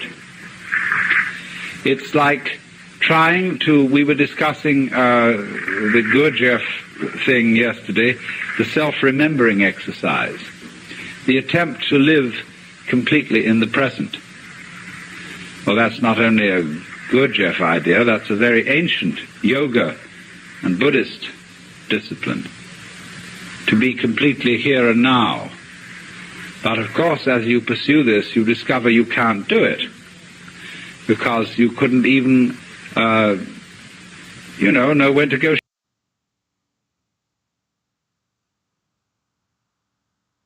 and started thinking about the future. You couldn't move. But then you discover, you see, that in the long run there's nothing to think about except the here and now. There really isn't anything else. Because even when you make plans for the future and you remember the past, you're doing it all in the present. Your memory is a present activity. There's no way of not being self-remembering and having presence of mind. So when you discover that, there's nothing left to you but to have a good laugh.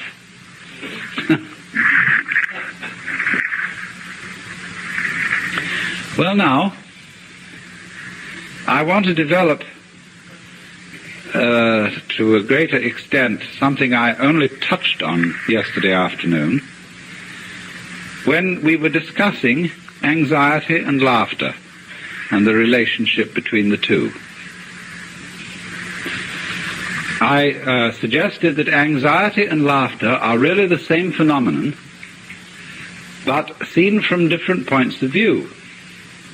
As we all know, we can have shudders of horror and shudders of delight, tears of grief and tears of joy. And it's the same shudders and the same tears in either case, but they have a completely different meaning. Now, life is a matter of oscillation. Life is vibration. It's the whole time and all the way through. The question is, how are you going to interpret that?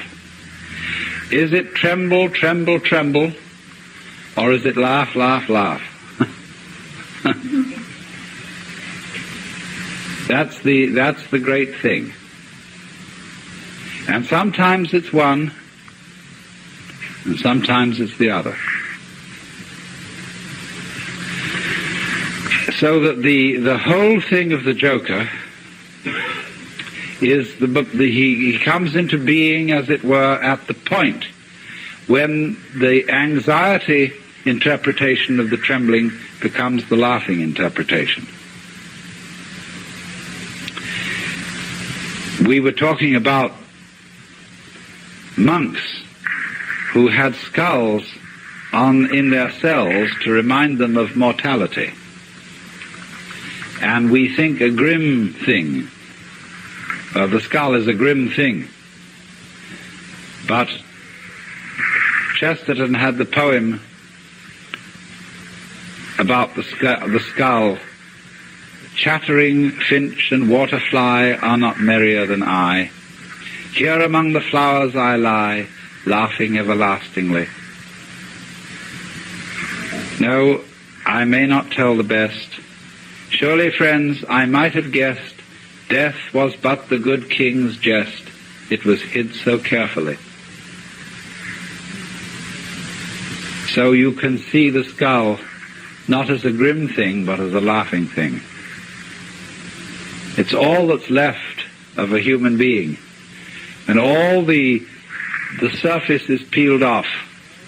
And nothing but this beautiful bone remains. It laughs.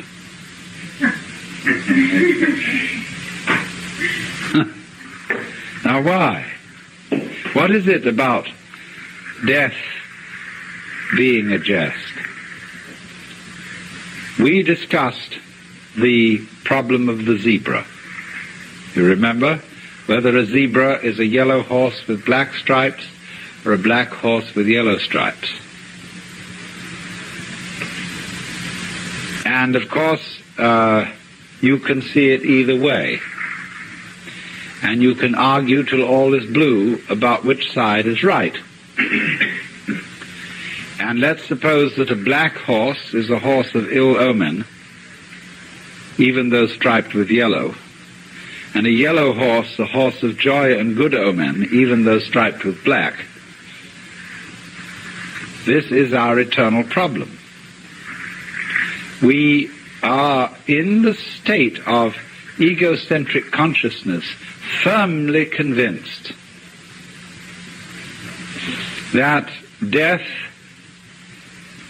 is a threat. We are so convinced of this, even though individuals may say, well, I'm not really afraid of death. What I'm afraid of is dying in an unpleasant way. Nevertheless, since almost all moralists and people concerned with ethics seem to agree, whatever their differences of opinion, that survival is a good thing. In some sense, if not survival in this body, even the most, the people who would rather be dead than red,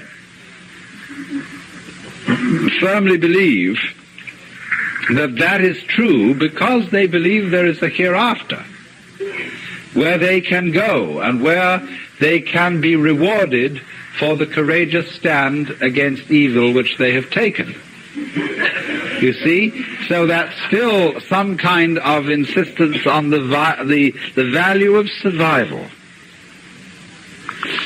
And we all cling to this idea of survival with tremendous passion. But we have been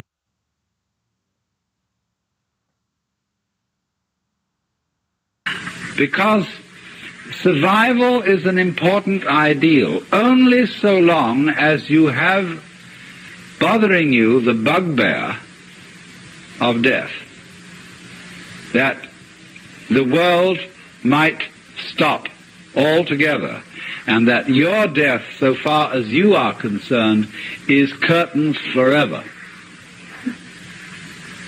And that is really the bogey. You see, that's all very well to rationalize and say, no, it's not death I'm afraid of, it's the pains of death. But if you think about it deeply, there are several stages in thinking about it deeply. The first stage is the real horrors of endless night, of the futility of the whole conception that one's own life, or indeed the whole life of the cosmos, might be nothing but a flash, and beyond that, nothing. Nothing, nothing, in all directions. When, for example, we think of the physicist's idea that the universe is running down, that all energy is seeking a stable state. Supposing, for example, to give an illustration of what they mean, I have a jar of black pepper and a jar of salt. And I pour them together into another jar, and I can see the white salt and the black pepper fairly well delineated. Then I start shaking the jar, and slowly, slowly, slowly the black and the white disappear into a gray. That can never be sorted out again into black and white. In this sort of way, as things go on, the universe, they say, it tends to attain a stable state, to run down, run down, run down, until that's the end. And nobody knows how it could possibly start all over again. But I always say, and I feel it in a sort of funny, intuitive way, that what happened once can happen again.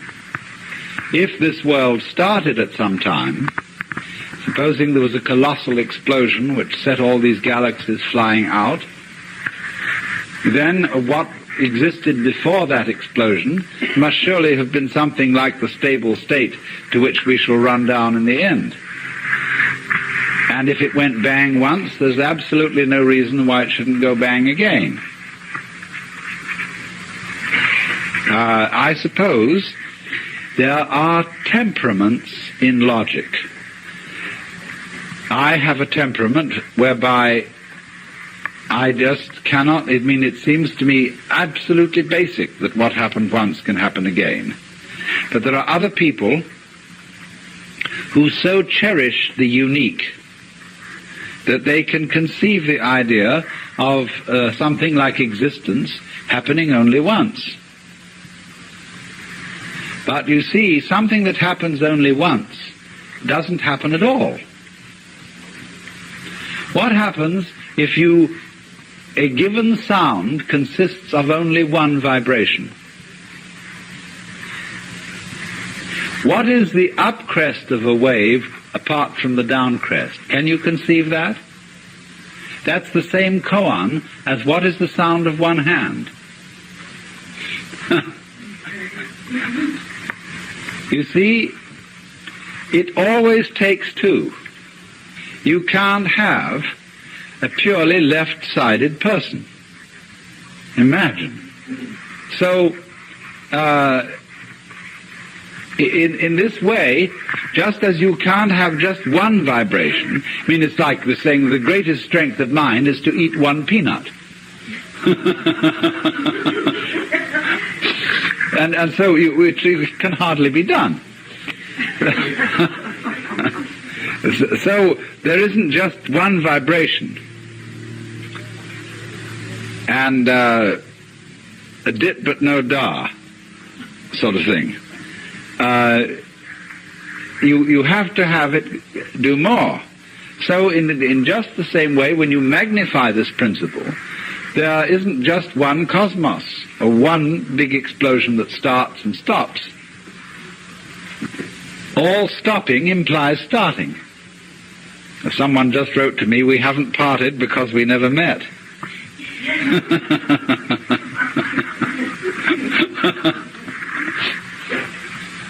So, the whole point of saying this is the realization that existence is eternal.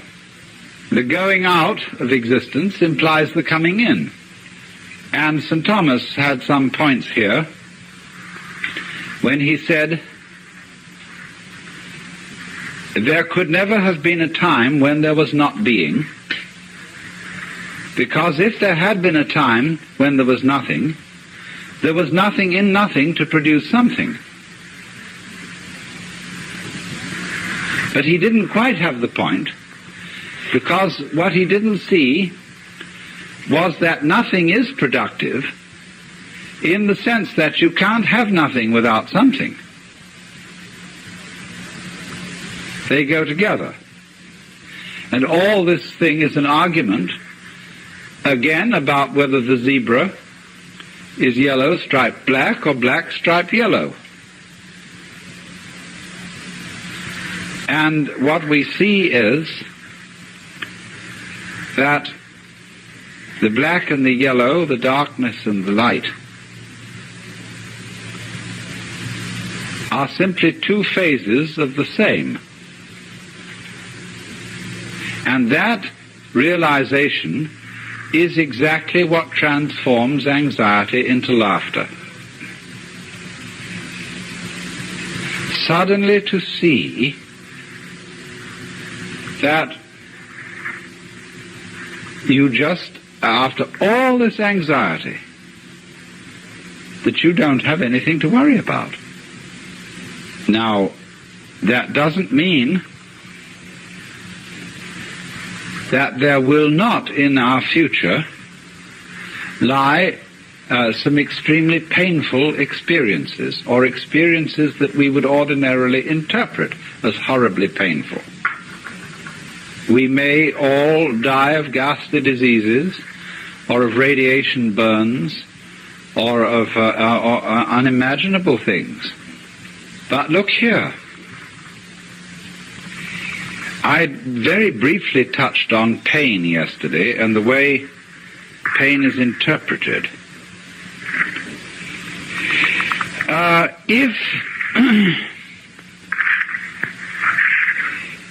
If you interpret pain as something that is destroying you and is going in the direction of total death, then it's very serious indeed. And it's perfectly terrifying.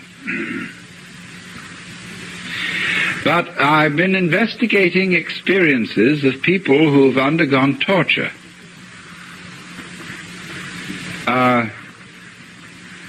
I don't know if anybody in this room has. It's always possible. But, and then if so, you can correct me. But the worst part of torture is the beginning. When, of course, you're full of all your illusions and all your fears about black and white and the terror that black may win.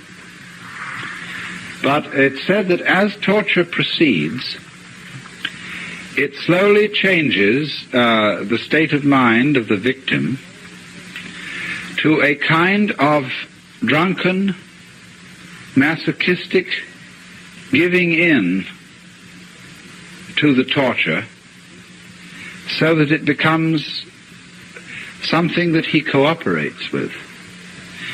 And that if the torturer notices this, he knows he's through and has to kill him.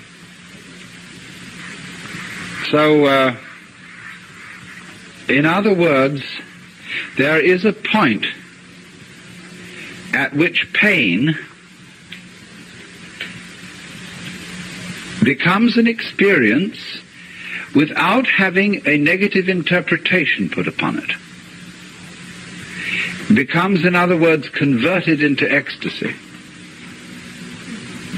It simply becomes, you see, a way of going through extraordinarily far out sensations which have no meaning.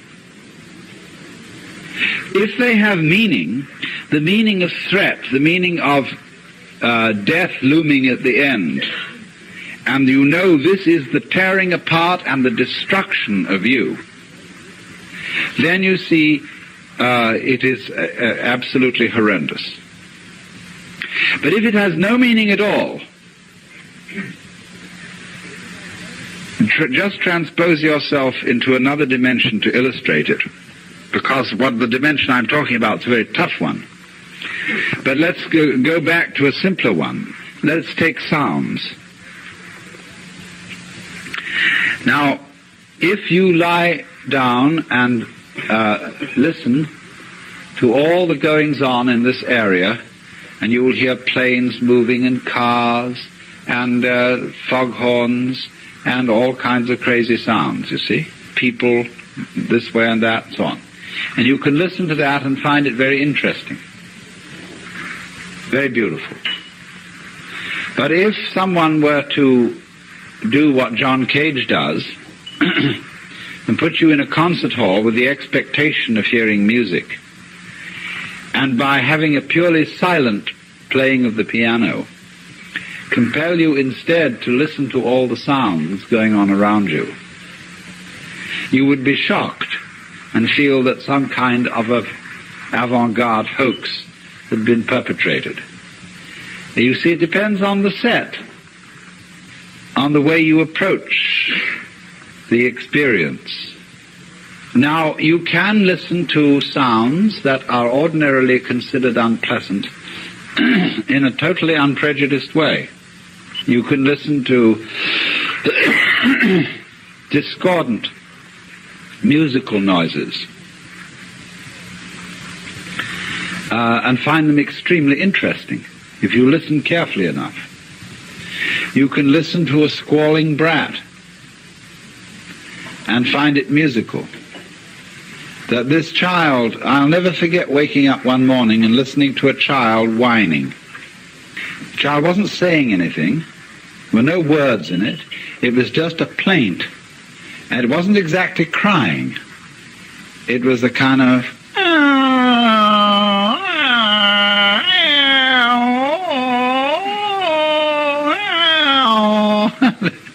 And there was something marvelous about it. This child's wonderfully articulate protest against some sort of nuisance.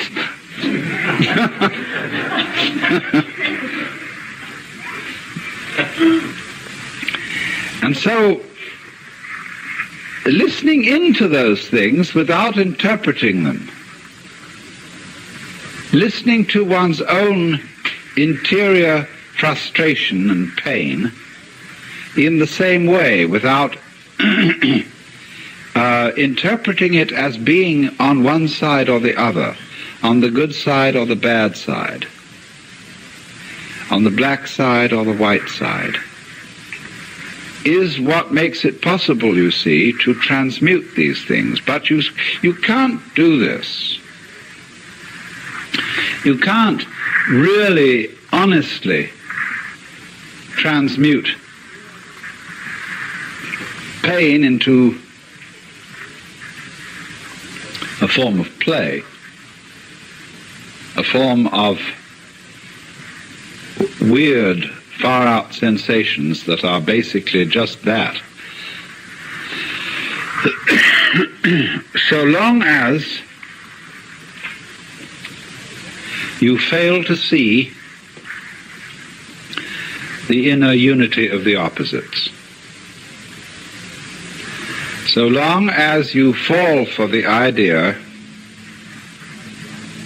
that you are nothing more than this particular life, than this particular ego, which came from nowhere and is going nowhere. While you remain under that illusion, you see, you first of all, you don't see your identity with everything else that exists.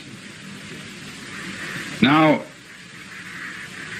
if death then is a joke, I remember the biggest joke on death I ever saw. I mentioned this in my book. We visited the Capuchin friars' crypt in the Via Veneto in Rome. Some of you may have seen it, where there are 3 underground chapels where everything is made of bones. And the altar is made of bones. The pedestals of the altar are all shin bones. And then there are piles of skulls, and the decoration of flowers on the ceiling are ribs alternating with vertebrae. And the vertebrae are the flowers, and the ribs curl this way, curl this way, curl this way, the twining stems. And the whole thing is bones, and they have even a few full intact skeletons dressed in monks' robes standing on either side of these altars. It's the craziest thing you ever saw. And then when you have seen it and you come out, there is a little friar with a beard taking your offering at the top of the steps. And he had a funny, wicked gleam in his eye. And one could see that this was a joke. The whole thing was a joke. It was constructed by people who had somehow overcome the fear of death. Couldn't possibly have such a thing as that. And so I was fascinated by it because I thought that on the day of the resurrection there's going to be a tremendous scuffle fitting all those bones together and everybody getting up the stairs for the Last Judgment.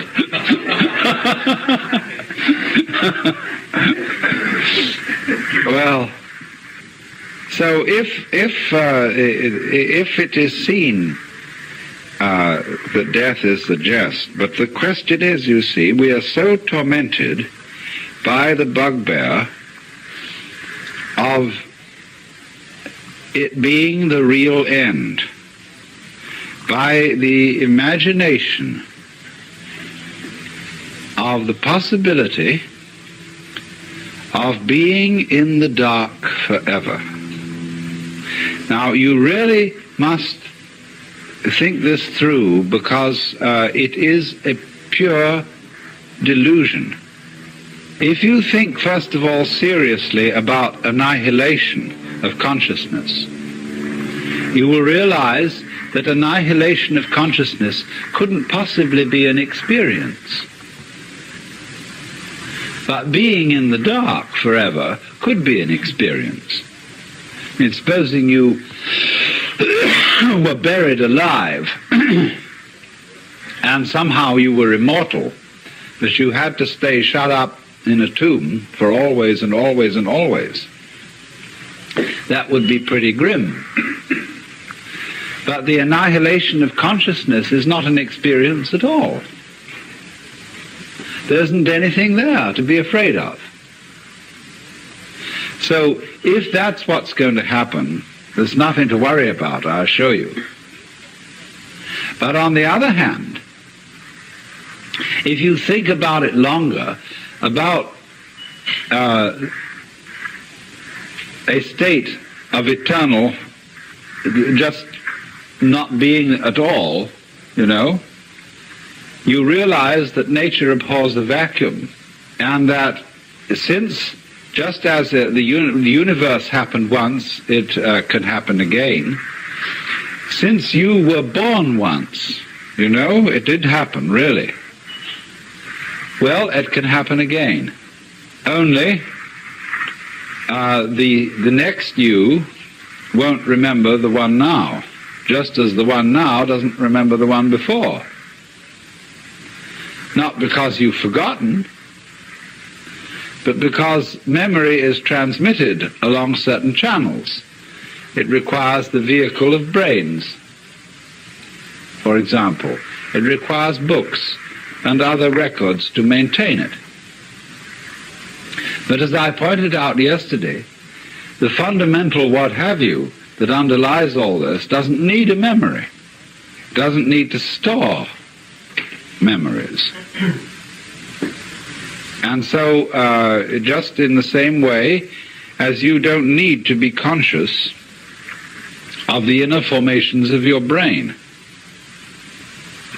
Also, here I'm talking speculatively. Also,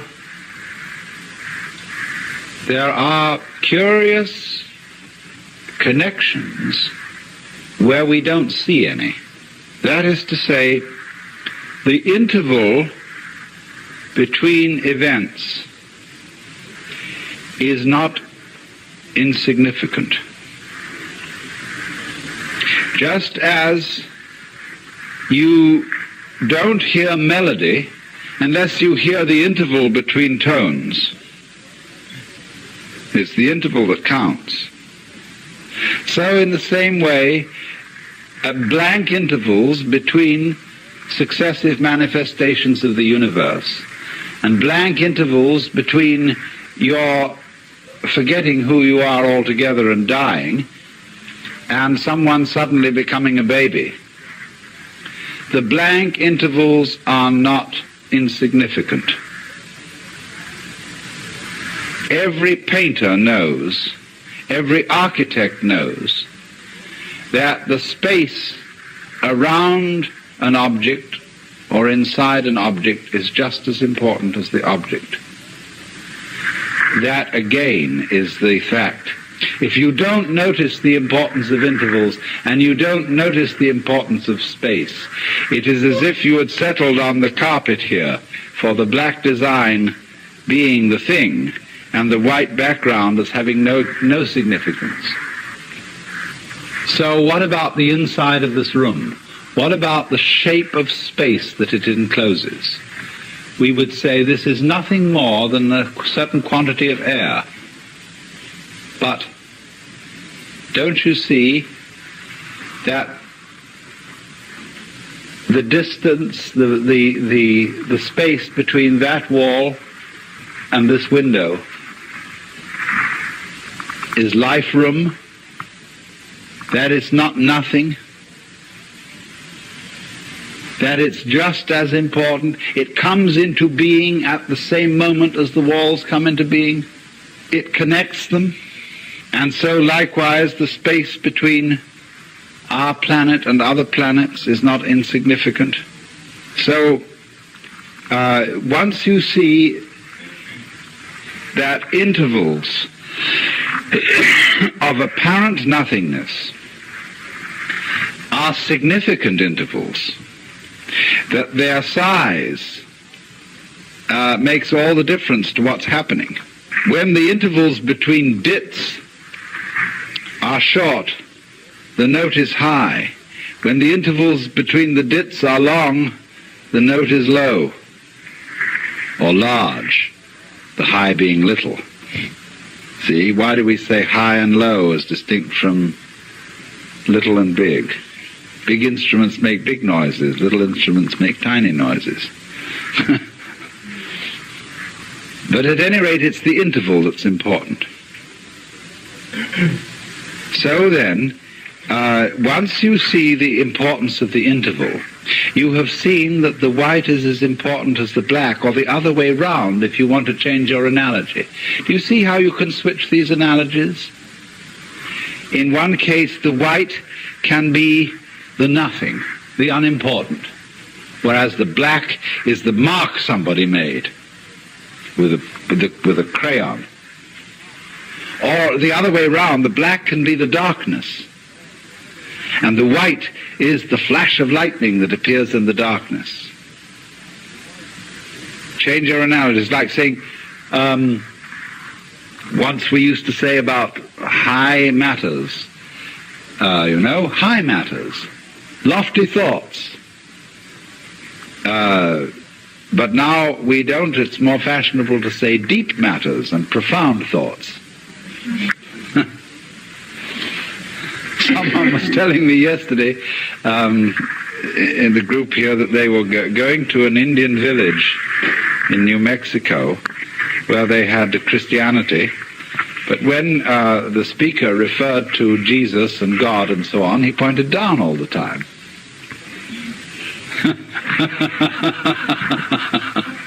Because, you see, he felt that things grew up like this from below. Whereas, of course, the ancient cults out of which the Jewish and Christian religions grew had the idea that the life of the sun and the rain came down from the heavens and fertilized the feminine earth. which then responded. But these things keep changing because you can keep switching your point of view. You can see the black as the design against the white background, and the white as the design against the black background, and you can flip back and forth, back and forth, back and forth. And the more you do that, the more you realize that the pairs go together. Anxiety is the state of trying not to flip. All life is flipping. It's called, its flip-flop ability is the condition of life, this way and that way. When you're trying to resist flip-flop ability, you're anxious. You see? When you push against it, it throbs in a way that you interpret as fear. And all rigid personalities, people who can't swing, who have no movement in their hips, as it were, psychologically, they are resisting flip-flop ability. But when you understand flip-flop ability, and that this is the way things are, then you laugh, because that is the big flip-flop.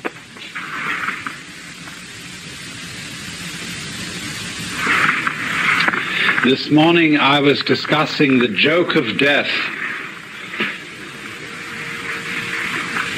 and the principal point that I was making was that death and life, or that is to say, in other words, the interval and the event, death being the interval between events, between one appearance and another of human beings, in the same way as winter is the interval between the appearance of the leaves in spring and their disappearance in the fall. But there is, you see, the chronic fear that the interval may be all that there is, that the interval may triumph, and there may be no event. And I was trying to show you that there is a polarity between the event and the interval between events, in such a way that you can no more have the one without the other than you can have the crest of the wave without the trough. And that this goes on and on and on in endless cycles, where there are small intervals making up small intervals and waves which group together and make up a set of intervals and waves, and they in themselves constitute the crest of a larger wave with a much longer trough. And then again there comes the group of intervals and waves on a short rhythm. And that this thing that goes like, you see, like this, you see, that this thing in its turn is the crest of a still greater wave, and that the nature of being is that this is the scheme of things. But the joke about it, what makes it exciting, is the constant anticipation that there might not be anything again after the interval, that it might all come to an end. And the real problem, in order to turn death into a joke, that is to say, suddenly to recover from this terrible anxiety that it might be finished, and then transmute the vibration trembling of anxiety into laughter. It is the same thing. only the trembling of laughter is the trembling of anxiety seen from a different point of view. Now, what are the things that are obstacles to our being able to see that? It's almost as if life were itself a guru. And you know how gurus throw out tests to their students to see if they can pass these various initiations, all of which require nerve in the face of some formidable obstacle. All fairy stories are full of this. And so life itself throws out all kinds of reasons for supposing that we are faced with something serious instead of something playful. And I want to discuss with you a few ways which in Western history this obstacle has been thrown out, and how we today are bamboozled by these obstacles. In the history of Western civilization, there have really been, in the past 2,000 years, two dominant mythologies. One has had a long run and the other has had a fairly short run. But they are both ways of terrifying you so that you won't see the point. But at the same time, they are perhaps not merely negative things, but challenges, barriers of the same kind that a guru would offer. For example, in the study of Zen, each koan is referred to as a barrier. And if you can pass the barrier, you see, you get in. But the function of the teacher is to put the barriers up to see how you'll react to them. So, in a way, we could say that the two great mythologies which have dominated the Western world in the past 2,000 years are two barriers. The first, of course, is the Christian mythology. And in the Christian mythology, the individual is made to feel that he is strictly on probation, that he does not really belong, that if he is at all a son of God, he is so by adoption and grace. He isn't really one of the family. Let me explore the theology of that a moment. In Christian theology, God has only one Son. The monogenes, or the only begotten Son of God, who is the second person of the Trinity, the Logos, the divine idea of itself.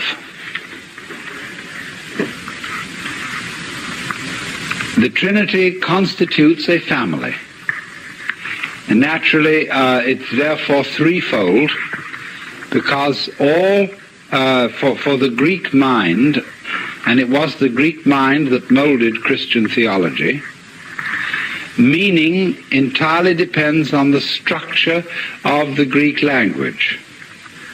And Greek, in common with all Western languages, and indeed also Sanskrit, from which it is derived, has a sentence structure in which there is the subject, the verb, and the predicate. And we can't make any sense without those three things. We have to have an I love you or an I know you sentence for there to be any love or for there to be any knowledge. There must be the lover. The lover can't love without having a beloved, and the lover doesn't relate to the beloved without the relationship of love between them. So there you have the subject, the predicate, and the verb.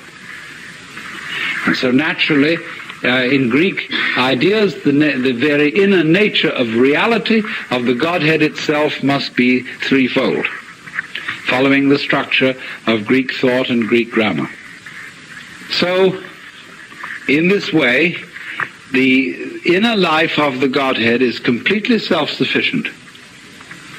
There is the Son, the object of God's love, so that God doesn't need any created world of finite beings as the necessary object of his love, so that he can be love.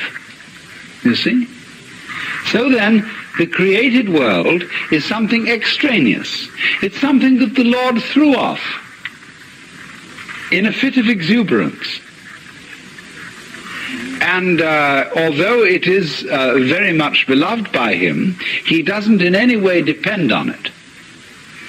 He, in a sense, fathered it, but he fathered it out of nothing. It had no true mother. And so, in a way, it's an orphan.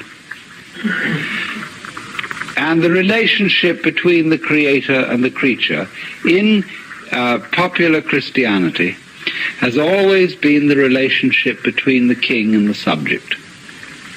And the relationship between the king and the subject is very, very strange, estranged, because the king, in the archetypes of kingship which existed in the Near East in ancient times and upon which this theological imagery was originally modeled, the king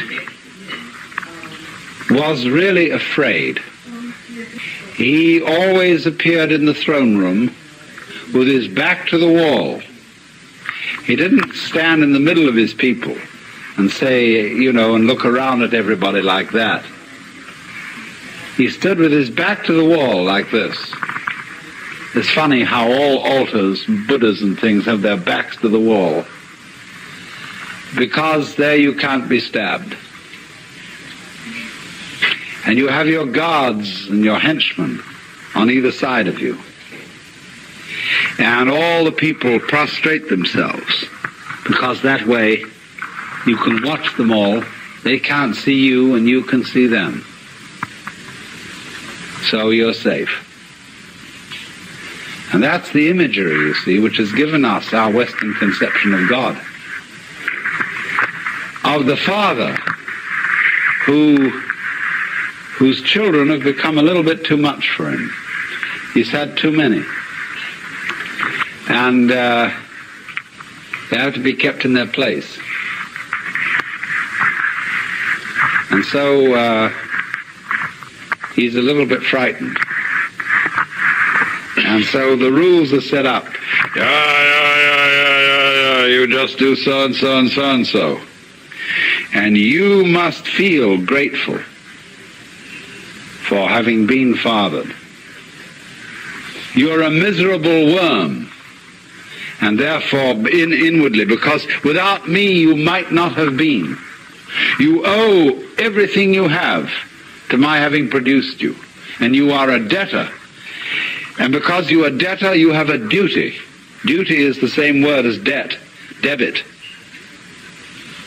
You owe life to me who produced you, although I won't admit I had a great deal of fun doing it. And so you must all crawl. Now, you see, that conception of our relationship to reality has been the popular idea for centuries in the Western world. So that you never really knew where you stood with the authority. Because the authority gives you the impression that you are so bad intrinsically that at any time you ought to be punished and eaten up. And it's only a matter of mercy that you're not being eaten up. So The prayers of the Christian Church are full of the idea, O Lord, we are not worthy, and since it is only of thy great mercy that we continue to survive at all, we humbly beseech thee, etc., etc. Imagine going around with that feeling about the nature of reality, that it is watching you all the time, that you're always on probation, like a released prisoner. And therefore there is an all-seeing eye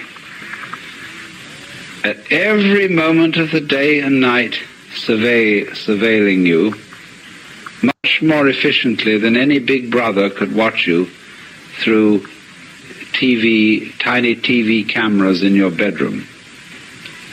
I know a friend of mine who is a devout Catholic, and in her toilet, but she is different, she has a sense of humor. And in the toilet, you know, it's an old-fashioned one, there's a tank and a pipe coming down to the john, and there's a little placard on it with a big eye painted. And in Gothic letters underneath it, it says, "Thou, God, seest me."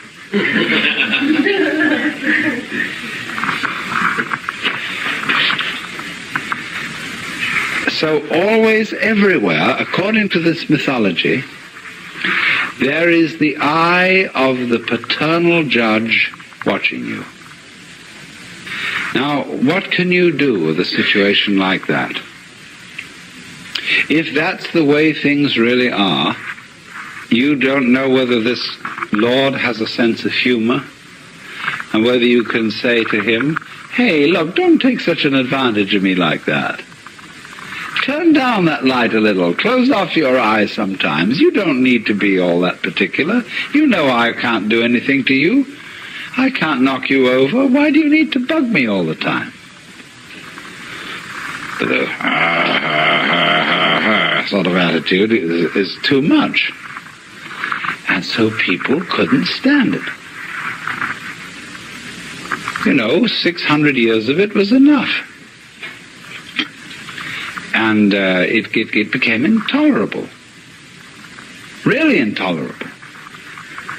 Because everybody knew they were sinners, and that they were doing all the things against the rules in the book, and nobody could possibly put up with it.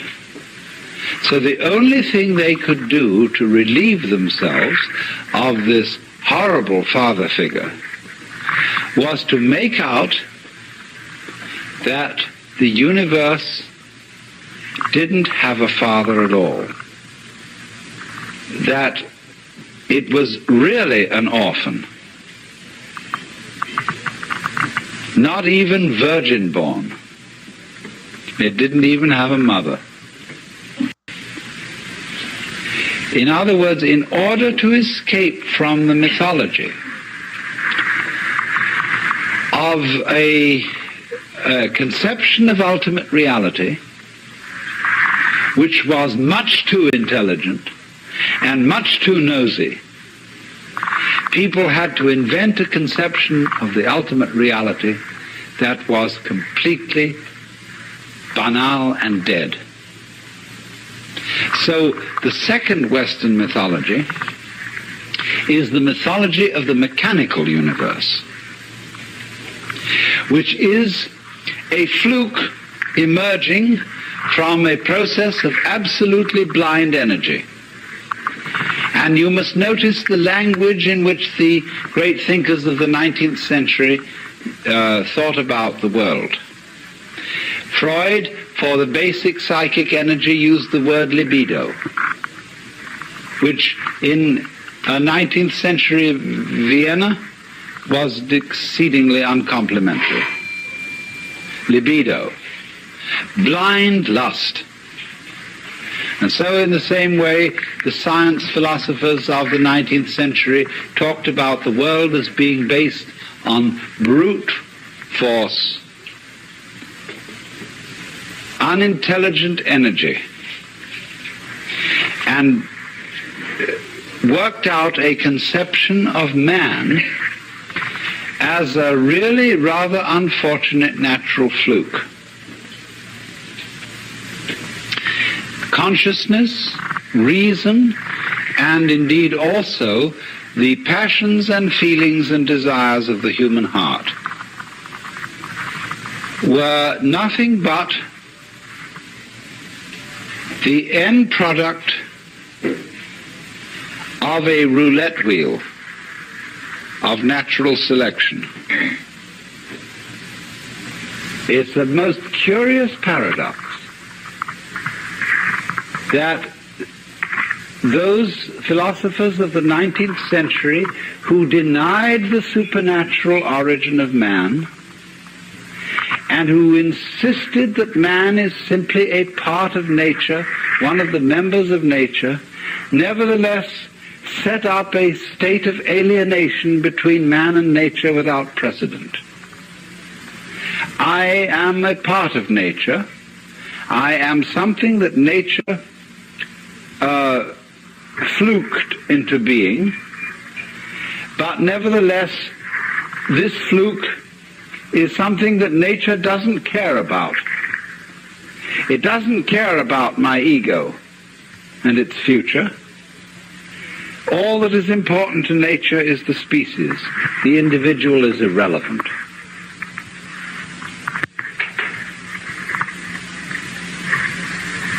At the same time, this philosophy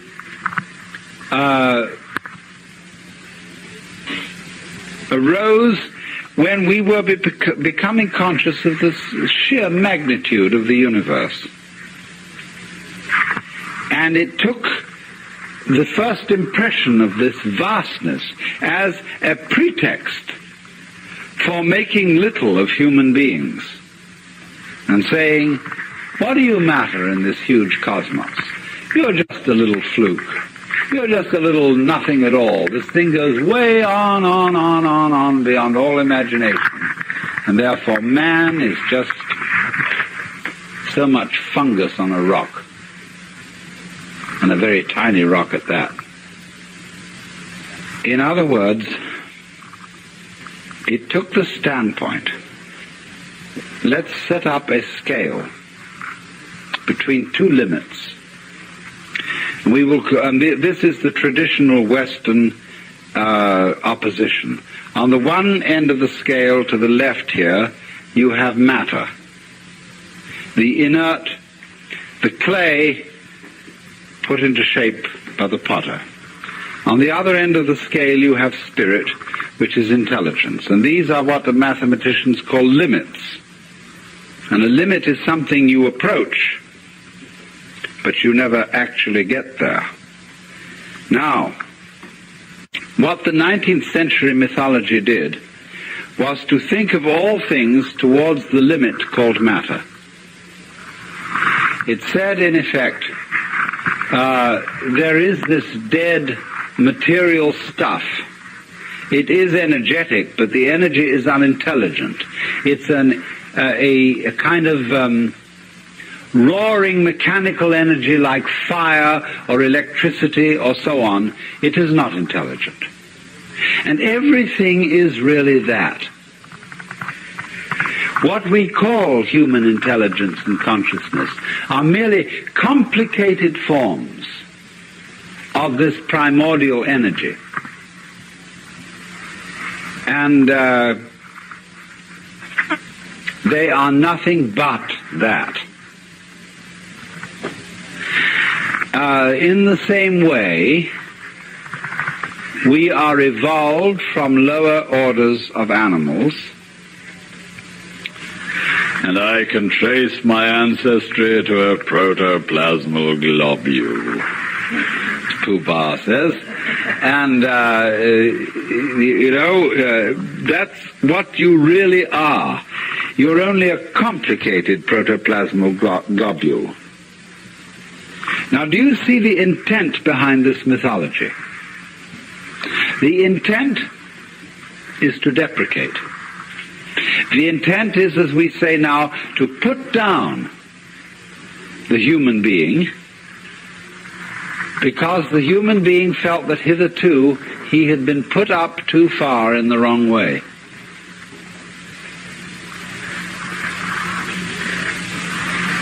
You are a child of God, and the Lord loves you very dearly, but, you know, that's just insufferable to be put up in that way. You have an immortal soul.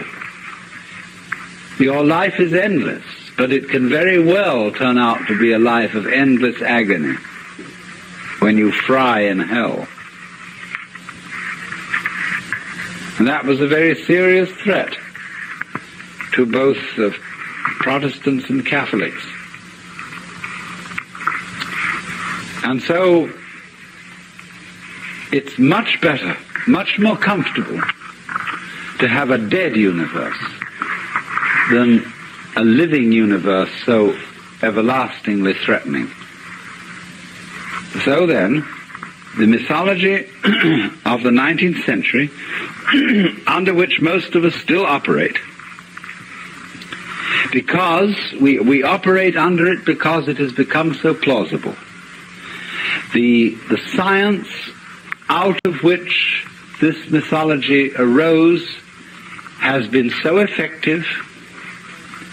It has produced such a marvelous splash of technological marvels that its point of view, or the point of view of those scientists who started the whole thing going, has become amazingly persuasive and convincing. After all, if I can reach into your brain with a very, very subtle instrument, and I can poke about inside and press there, and suddenly, on a certain point when I press it, a world of memory comes to life so vividly that you see it before your very eyes. I remove the instrument, it vanishes.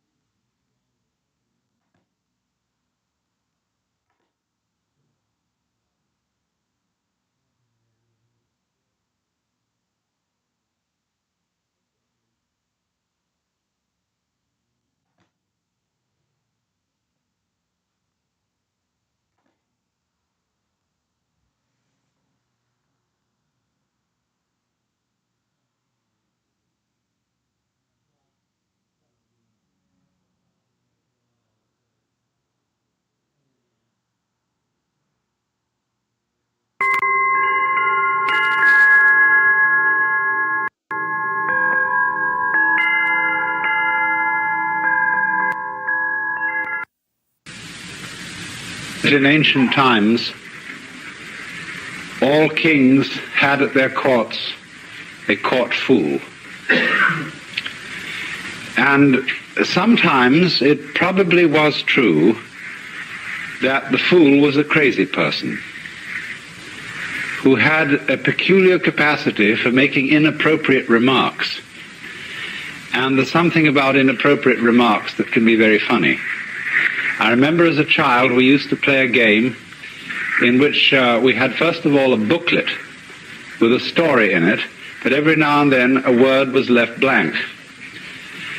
And then you were given a pile of cards that were shuffled around the players, and in turn, as the story was read by one person, the players turned up whatever card they had and said the word. And the most extraordinary things happened. And in this way, of course, the person who could make inappropriate remarks at the right moment can sometimes bring the house down. But actually, as time went on, the function of the fool became more sophisticated than that. And he became a person whose function was not simply to make jokes and to be a funny man, but to remind the monarch of his humanity, so that he would never get too stuffy. You remember perhaps the lines in Richard II, where the king says, within the hollow crown that rounds the mortal temples of a king, keeps death his watch. And there the antic sits, the antic being the court fool. And there the antic sits, scoffing at his state and grinning at his pomp, allowing him a little time to monarchize, be feared, and kill with looks. And then at the last comes death, and with a little pin bores through his castle wall, and farewell, king. See, that was in a way the function of the fool. He was reminding you of your finitude, of your mortality, and death at the end, in somewhat the same way as monks used to keep on the desks in their cells a grinning skull. And all this is, of course, nowadays thought very morbid, because today we repress death very, very strongly. And the whole function and role of the mortician in our culture is to pretend in some way that death doesn't happen. He's a husher-upper. He sweeps you under the carpet at considerable expense.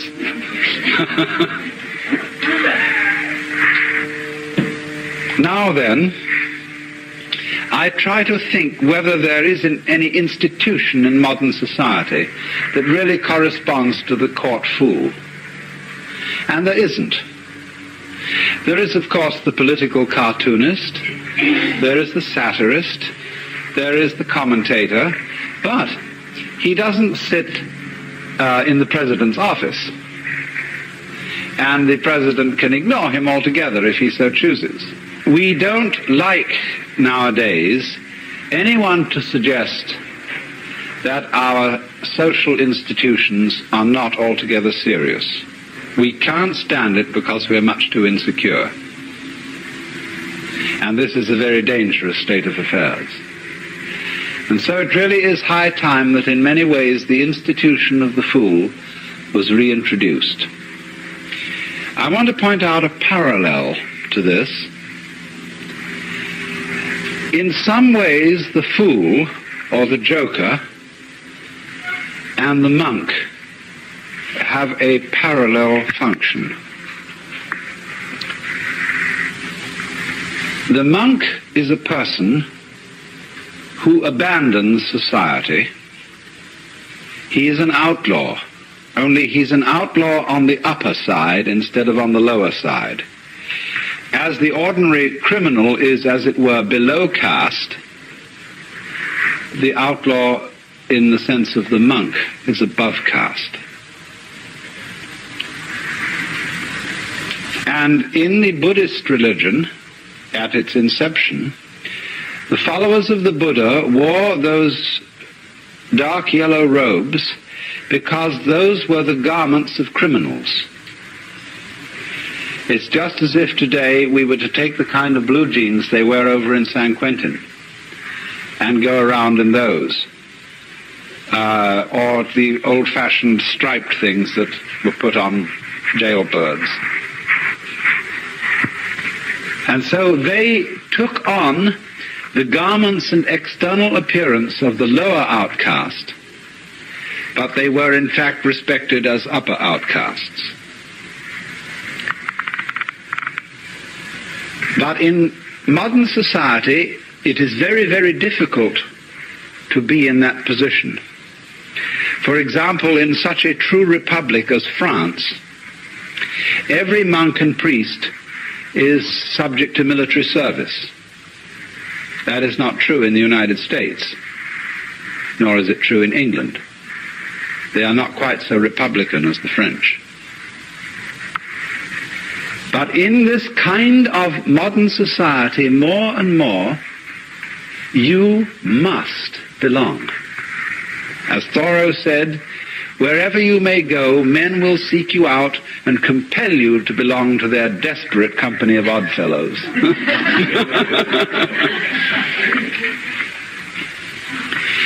And the monks that exist today, Catholic monks and Anglican monks, are really a little bit of a freak in our society.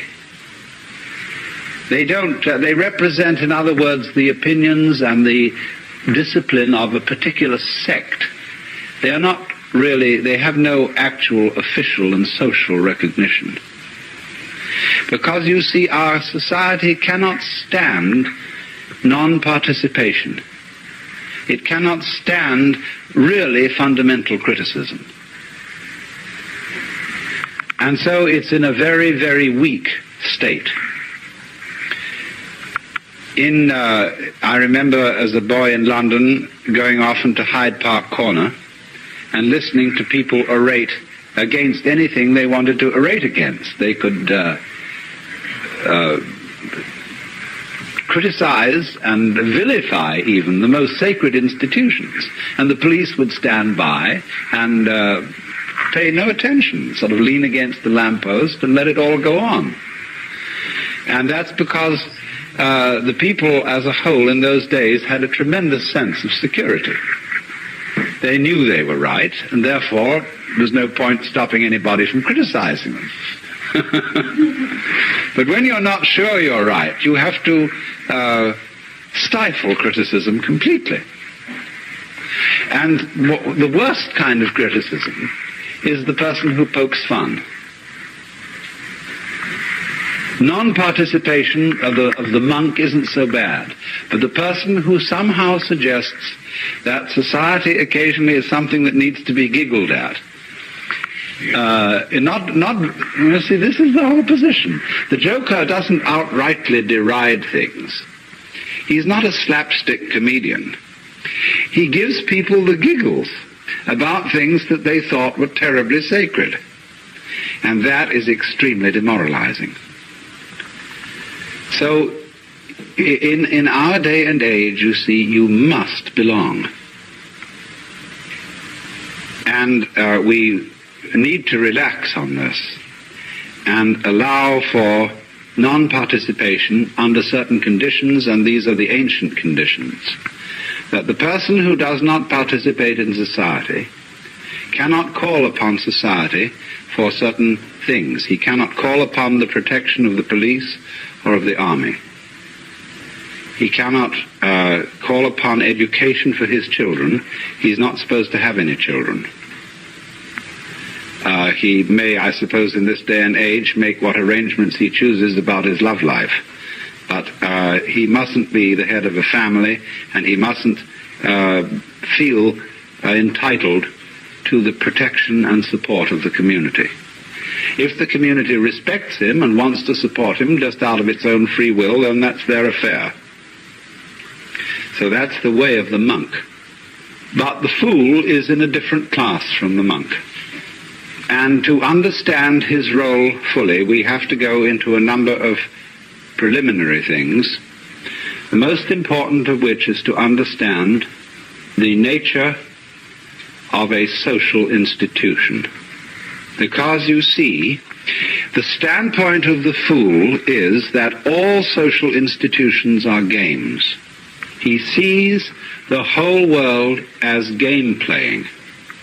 And that's why when people take their games seriously and put on stern and pious expressions, the fool gets the giggles, because he knows it's all a game.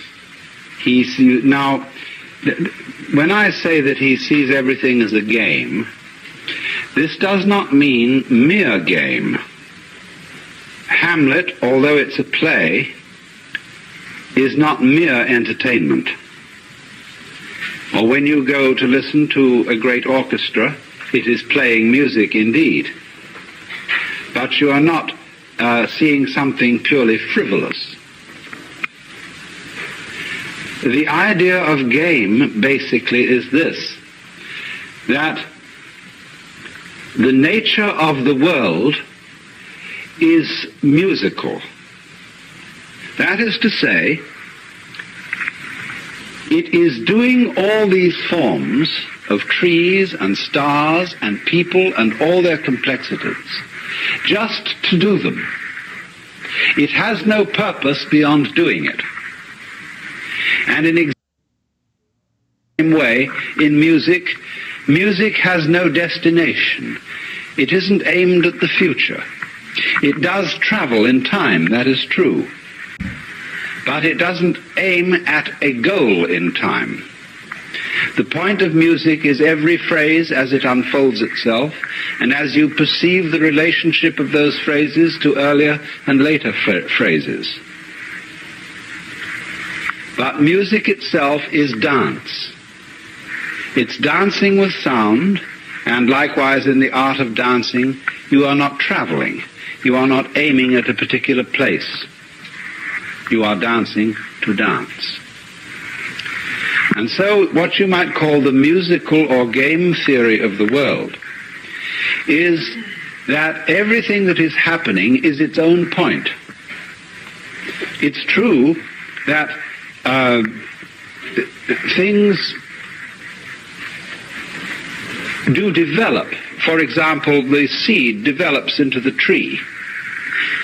And you might say, from one point of view then, that the point of the seed is the tree. That's the purpose of the seed. But that doesn't really hold up, because then the tree goes and has seeds again. And so you might say then that the purpose of the tree is the seed. Which is which? The whole thing is one process, you see. They really aren't parts. The seed isn't one event and the tree another. It's all one long continuous event, going on and on, just for the sake of going on and on. Now, of course, you can read purpose in it in another way. That is to say that a tree is only possible in a certain kind of environment. There have to be, for there to be trees, there has to be a certain kind of temperature, a certain kind of atmosphere, and there have to be insects, and there have to be bacteria in the soil, and there have to be weeds, there have to be birds. All kinds of things are necessary if trees are to live. So you could say this is symbiosis, that the tree lives to look after the birds and provide them with perches, that the birds live to eat the worms which might destroy the roots of the tree, and so everybody lives to support everybody else. Well, the word to, or in order to, is not quite correct. It's a little clumsy. What we should see rather than that is that the whole relationship of trees and birds and worms and bees and so on is a network. And every aspect of the network, you might say every part of it, depends for its existence on every other part. That means, you see, that the network as a whole is a single organism. Just as in your own physical body, and you call yourselves a single organism, there are billions of creatures of very different kinds. And they're all running around inside your bloodstream and doing their stuff. They're having battles, love affairs, all kinds of things. And this huge variety of stuff going on constitutes your life as an individual. And so in turn, you are some kind of a little wiggle in some other sort of stream which constitutes a larger organism yet. And but really and truly, this tremendous network doesn't have any separate parts. It's not like a machine. A machine is a lot of separate parts that are put together. Whereas this is different. The parts of this machine, of this network, don't come into it from outside. I mean, when you drive your car up to the shop and you want a new carburetor or something, they pull the old one out and they take another one off the shelf and jam it in. So it comes off the shelf into the car. But in this network of life that we live in, things don't come in from outside. Everything that comes into it comes from inside, which is a giveaway that the whole thing is really one process, and it's all a game, because in the sense that it has no other object than doing what it's doing. That's the fun of it. But it plays, you see, parts. It varies itself. And in playing always involves a certain element of make-believe, that is to say illusion, and the word illusion is from the Latin ludere, to play. It involves the illusion of the parts being separate. And so then, there are these variety of games, the tree game, the beetle game, the butterfly game, the bird game, the cat game, the people game, the human game. And if you will look on all these things as differentiated in the same way as chess and backgammon and football and hockey and polo, or as rumba, waltz, twist, minuet, or again as concerto, partita, fugue, sonata, you will begin to see that it's a perfectly reasonable attitude to look at the world as a game system. Now, you see, we're looking at the fundamental games of what we call physical and biological entities or events. But over and above those, we have the social institutions, the subdivisions of the human game. Now then, the social institution is of many kinds.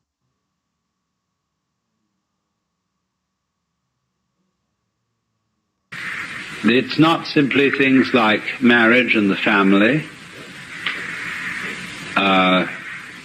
the various forms of government, the institutions of the government, like the public health department.